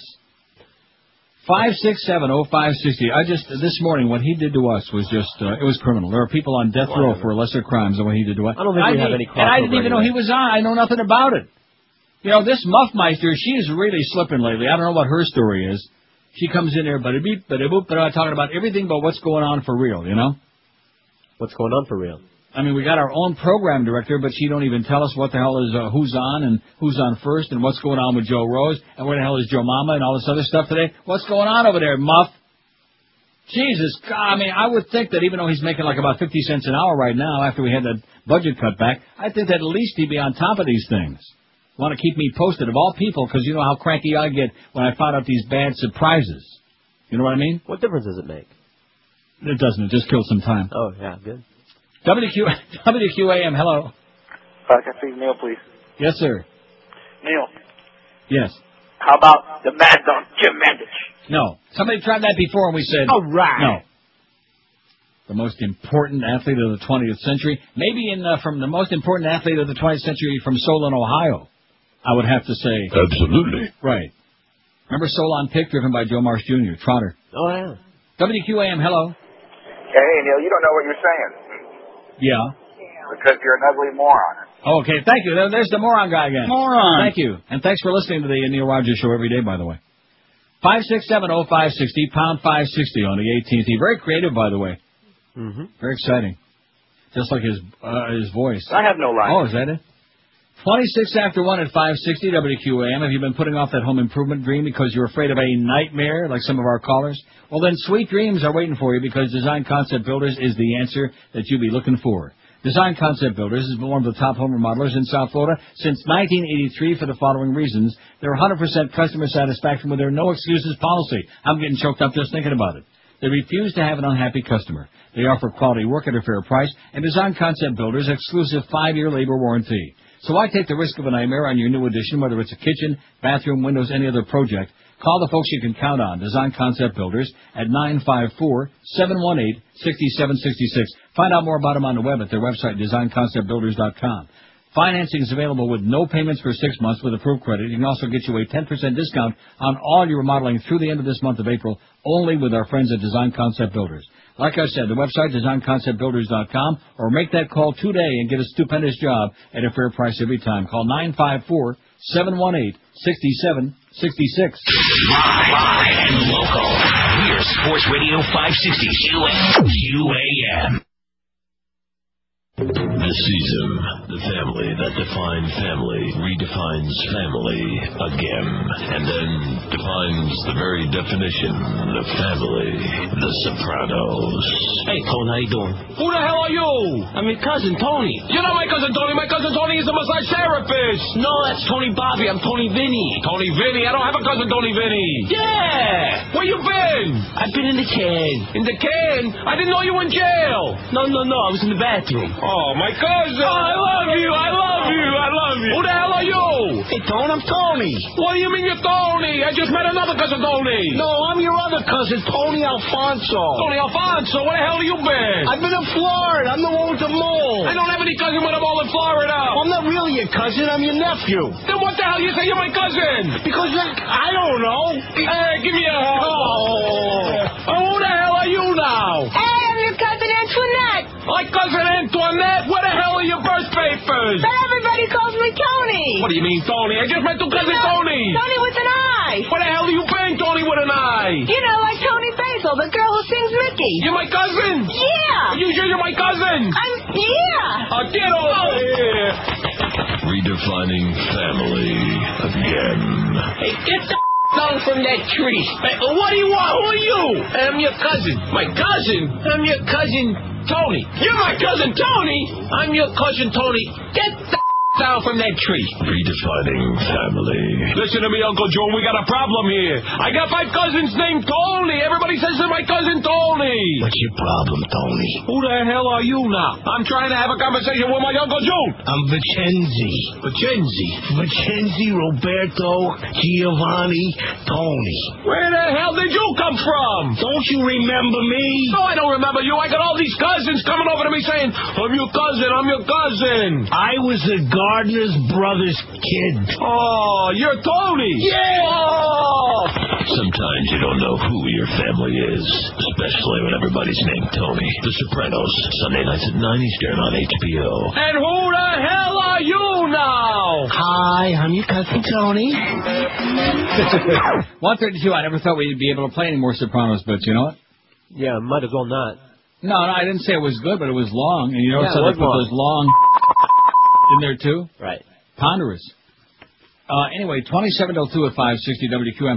And TV networks cool on passion, and they better cool off that passion or they're going to get what for Michael Powell. Despite being the year's biggest box orifice blockbuster so far, The Passion of the Christ seems unlikely to find a home on the 4 biggest broadcast networks. Mel Gibson's Icon Productions has been shopping the movie to TV. Only ABC has confirmed turning it down, but executives speaking on condition of anonymity, as they always do, said it was doubtful for CBS, NBC, and Fox, too. They said, The movie's graphic scenes of Jesus Christ's crucifixion were said to make broadcasters skittish, especially in the wake of the Janet Jackson business, when government officials are closely watching what goes on TV, on the tube. They're closely watching your tube. There might be a lot of baggage because of the violence, said Brad Adgate, analyst for the ad-buying firm Horizon Media. What a great name that is, Adgate. Isn't that like Watergate? Mm-hmm. Isn't that what we have on this radio station, Adgate? Agate. That can put some pressure on advertisers not to buy this, he said. Fox is awaiting the evaluation of its broadcast standards department before making a decision on whether to pursue airing it, the network's entertainment chief said. The Hollywood agent is offering a licensing deal to networks on behalf of Icon. Jeff Berg would not... Jeff Berg! Oh, my God. Would not comment on any negotiations. Jeff Berg. I wonder if his name was Bergstein or whatever it was. You believe that? I believe it. He's just a businessman trying to make a living. But it says it could be, cable could be where it's going to wind up going. But they better hurry up. Before Colin Powell and his buddies, Michael Powell, get a hold of the cable thing, too. Because he said it again at that breakfast yesterday morning. I forgot to mention that. That's what they really would like. Cable, satellite, books, newspapers, magazines, right. Internet. Conversations. Right. Telephone conversations, all of these things. All of these things. Besides the film's violent content, a TV network that airs The Passion would also inherit controversy about it. Some Jewish organizations objected to the movie for fear it would cause bad blood. Oh, here's the greatest line in the history of the human race. For fear it would cause bad blood between Christians and Jews. Oh, that is an award winner, man. Oh, brother. We sure wouldn't want that. No. Bad blood between Christians and Jews. That can't ever happen. Got along for so long. That would be like saying bad blood between the Jews and the Palestinians. The Hindus and the Muslims. Bad blood. By the Youngbloods. Remember that? Or was that by Neil Sedaka? Neil Sedaka. Sorry. He wrote it. 5670560, pound 560 on the AT&T and Verizon wireless line. I guess we're done with the list as far as any more names on here. Oh, thank God. What? I mean, I guess we are. Well, I mean, we're open for any more, but I think we got the important people on there, don't we? And then some. Other than, well, I'm trying to think of someone we may have left out. Drake Berehowski. How about Jesse Owens? Now, there's something to think about, putting him on there. And what about Alexei Ponokarowski? We might think about putting him on there, too. How about Anna Kournikova? WQAM, hello. QAM. Oh, I like the sound of that, though. Isn't that a good sound? It's a beauty. WQAM, hello. Neil. Yes, sir. Bad news. I read in Sports Illustrated that your boy Tommy Brady was over at the Vatican getting blessed by the Pope. Oh, my God. I wonder where the Pope kissed him. Oh, I bet his miter got a little tighter when that started happening. But anyway, moving along, yes. I heard a rumor that Al Franken's show, they were going to try to punch it up by getting someone in there, you know, that he could verbally spar with, like Hannity and Combs kind of thing. Oh, boy. Well, I'm going to nominate Ben Stein, because then his show would be Frankenstein. Okay. A monster of a show. Not bad. Not bad. Good luck to you, Pally. You'll need it. How do you like that? Al Franken. Oh, God, what a bad mistake. Didn't I warn you a long time ago? Yeah, you did. Didn't I say that's never going to fly? You warned us. But they wouldn't listen to me. And, of course, Norma, she's too busy, Norma Lee, worrying about faggery, to worry about, you know, taking care of his clients, getting him on like 600 radio stations. If Saul Foose wouldn't have had thievery in his heart, I could have been a contender, man. Could have been bigger than Mary Tyler Moore. Bigger than Sarah Lee. Forget about Norma Lee. 5670560, pound 560 on the AT&T and Verizon wireless line. Baseball cards and faggery. That's it. That's the man's life. I have no life. WQAM, hello. Yeah, I have a sports figure for the 20th century. All right. Have they mentioned Jackie Robinson yet? Jackie Robinson, that's a good one. Get it on there, Josh. Wow! I think of all the polls we've ever done, and it's a good sign. It's a good sign. It's a good thing, man. It is. Because what it says is there's a very limited number of these people in a whole 100 years who really have enough significance to even think about putting on his list. I mean, we did the entertainers yesterday. What did we do the day before that? The world leaders, whatever we did. And I thought, well, why not do the athletes, you know, which was one way of keeping them off the other two lists, but I figured, well, there got to be something. Not that we don't have any votes. Look at how many votes we got. 840. We'll do about 900 votes during the show. That's not too bad, right? We'll take it. Well, especially considering where we are. See, I want to say this to you, and I really mean this. One of the things that our website has taught me is that a lot of the impressions that I had in the past were correct, but they were understated. Right. Remember, I used to bitch every year about the worst week of the year for doing the show was the Easter and Pesach, Passover business. Right. And I was right, but little did I realize that the demarcation line, it comes in phases. But phase one is positively that week. That's when everybody starts bailing out of this town. And then You get the week after that, so everybody who hung around for a week for whatever reason, then they start bailing out. And, of course, it raises the question in my mind, what happens when we get to, like, when the kids are all out of school, like June and July, when George is going to be on there twirling over an empty microphone July and August most of the days? Well, what happens then? Yeah. Boy, I don't want to get you depressed or anything, but, man, it's... Huh? Whatever. I'm used to it.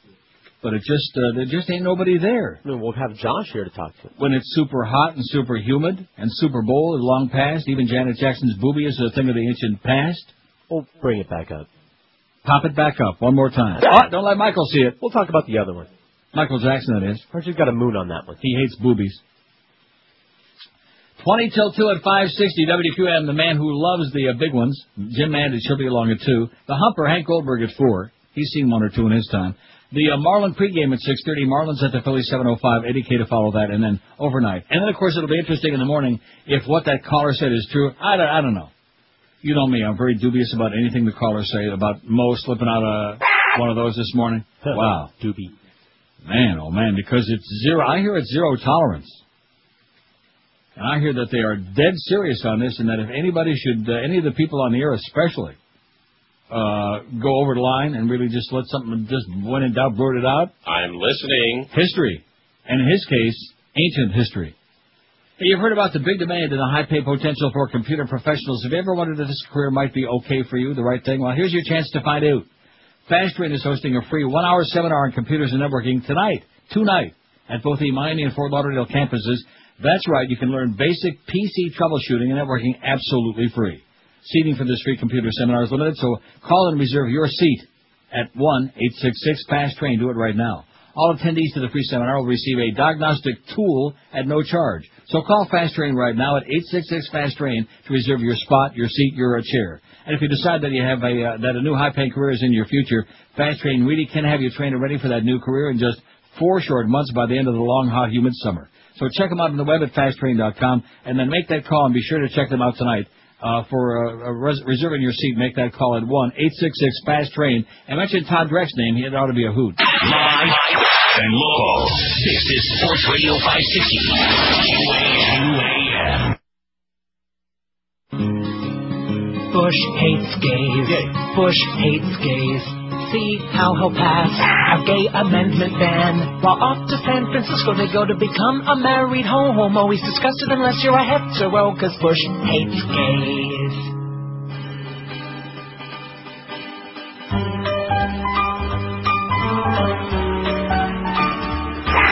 Don't like all the heartburn. Every time I see that retarded dimwit on my TV. He's President Trump, Republican muscled in, an inarticulate idiot. I don't know why they would want this guy, but now he's here. We're screwed the next 4 years with President Trump.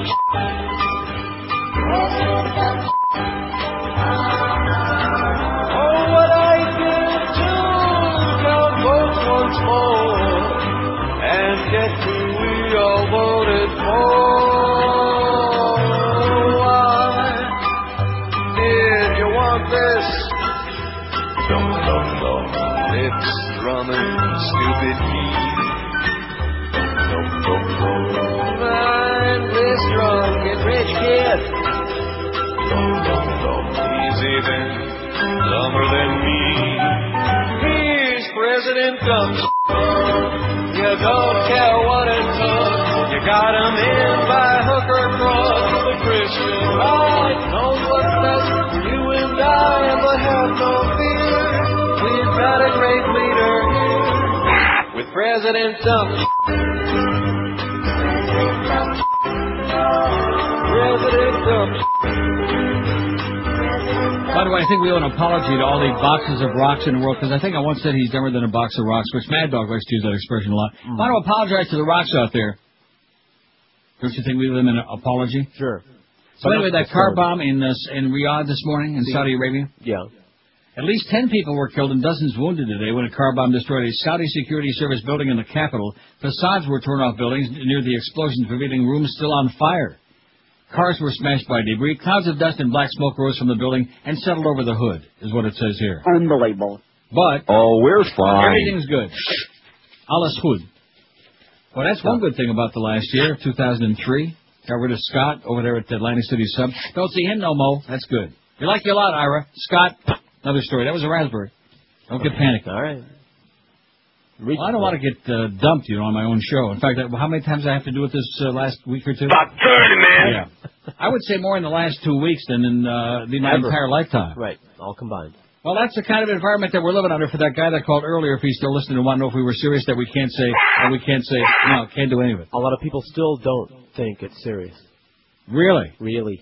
Well, what are all these stories then that we're talking about? Why is Stern off the air in Miami? Why did the guys in Atlanta get canned? Why did Puppet Love Sponge get canned in Tampa? Because it's a joke? Because I'm just making it up? They don't take the extent of it all seriously. I Nobody believes see. that you can't play a fart. I see. Well, guess what, said the blind man. To his deaf wife. Right. On the telephone. The most important athlete of the 20th century was, and it's a good thing this one's coming to a conclusion, no athletes are important. 242. 28% of you party poopers. Even George made a vote. Who'd you vote for? Oh, Jesse Owens. No. Well, Joe, let's put him on there. I voted for Joe DiMaggio because of the Children's Hospital, and he's doing poorly, see. That goes to show you. Well, what does that mean? He still might have been a real, in fact, he was. What? He was a real duke bag. A bad man? And a scrum bag. But he started the Children's Hospital. No athletes are important, 242. Jackie Robinson, 163. Muhammad Ali, 107, a.k.a. Cassius Clay. Babe Ruth, 76. Jesse Owens, 73. We must have put him on there. Michael Jordan, 44. Dan Marino, 27. I have no idea why, other than it's Miami. Pele, 19. O.J. Simpson, 16. Lance Armstrong, 14. Tiger Woods, 14.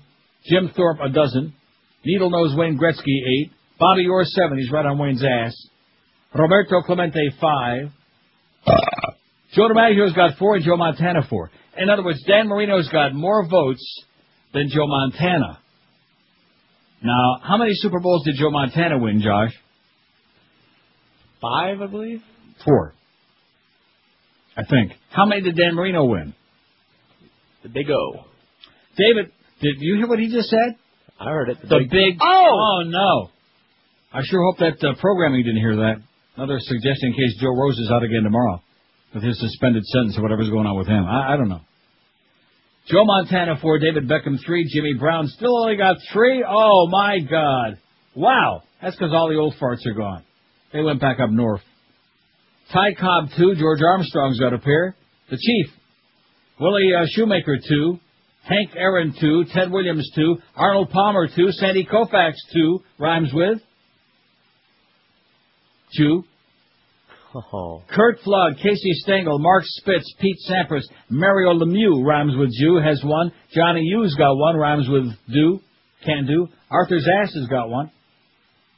Sugar Ray Robinson 1, and no votes for Billie Jean King, Petey Rose, Newt Rockney, Joe Namath, Mickey Mendel, Ernie Banks, Will Chamberlain, Gordie Howe, which is spelled wrong, and who's on? And Willie Mays. Willie Mays has none out of 866 votes. That's scandalous.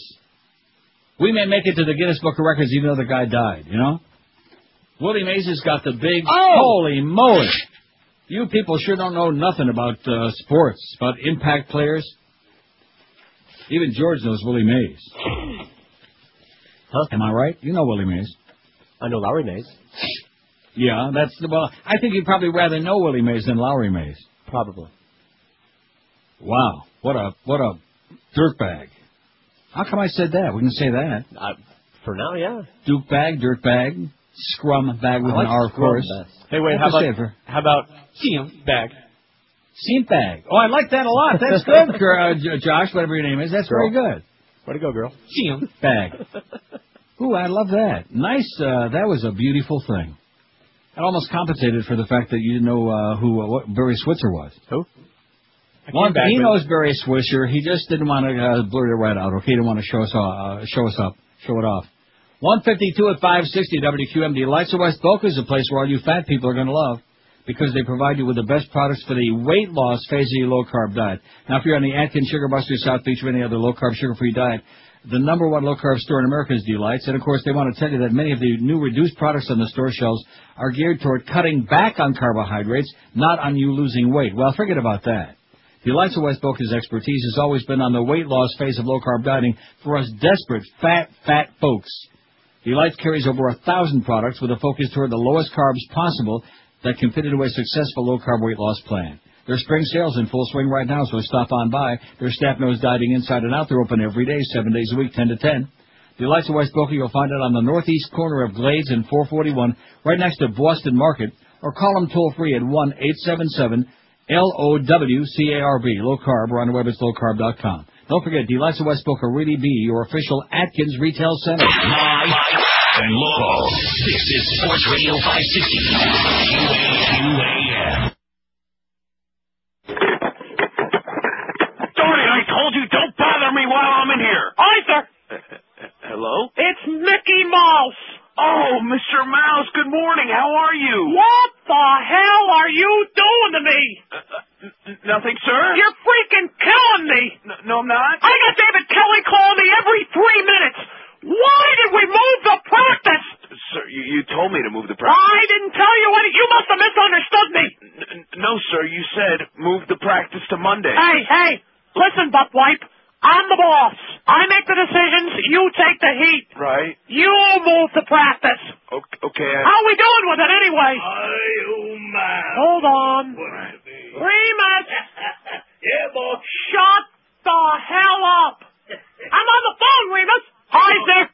Yes, sir. What was your question? I'm telling you, I'm going crazy over here. Between David Kelly and now Michael Jackson calling me every 3 minutes, I'm going to go out of my freaking mind. Hold on. Remus! Get in, boss. Stop it, Remus! I'm sawing the floor, boss. Stop sawing the floor, Remus! Remus!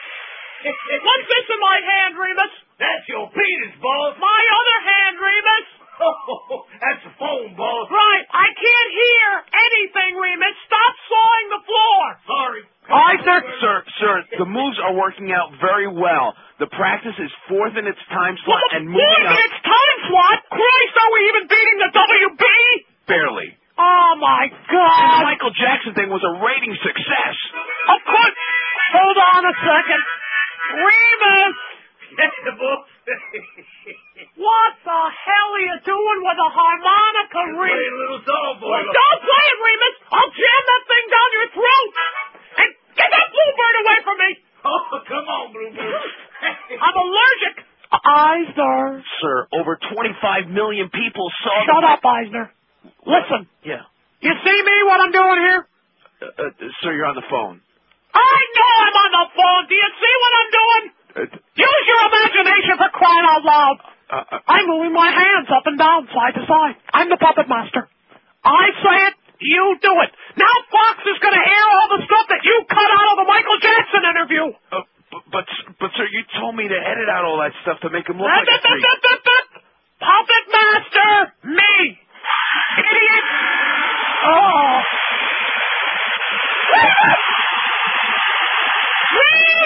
Yeah, boss. What the hell are you doing now? Fixing the floor, boss. There's nothing wrong with the floor, Remus. What's this in my ear? That's your penis, boss. My other ear, Remus. That's the phone, boss. That's the phone, Remus. Get out. Come on, Bluebird. Get out. Eisner? Yes, sir. Killing me. Killing me. I'm sorry, sir. Killing me. Sorry. Killing me softly. Okay, almost time to go. What a great piece of luck that is, nice you know? Timing. And we got that thing in there, which the guy wanted to hear before, and I said, nah, no chance. But being an old softy like I am, plus it's 3 minutes and 12 seconds long, killed some good time. Damn. Anyway, maybe one of the least popular polls we ever took. Sorry about that. The most important athlete of the 20th century was, no athletes are important, 254, Jackie Robinson, 166, Muhammad Ali, 111, and after that, it's kind of like small taters. One of the most important athletes in the history of Solon, Ohio, standing by, the Mad Dog, coming up next. Bye! The Neil Rogers Show on 560 QAM, Miami, Fort Lauderdale. Doggy style with candle drip.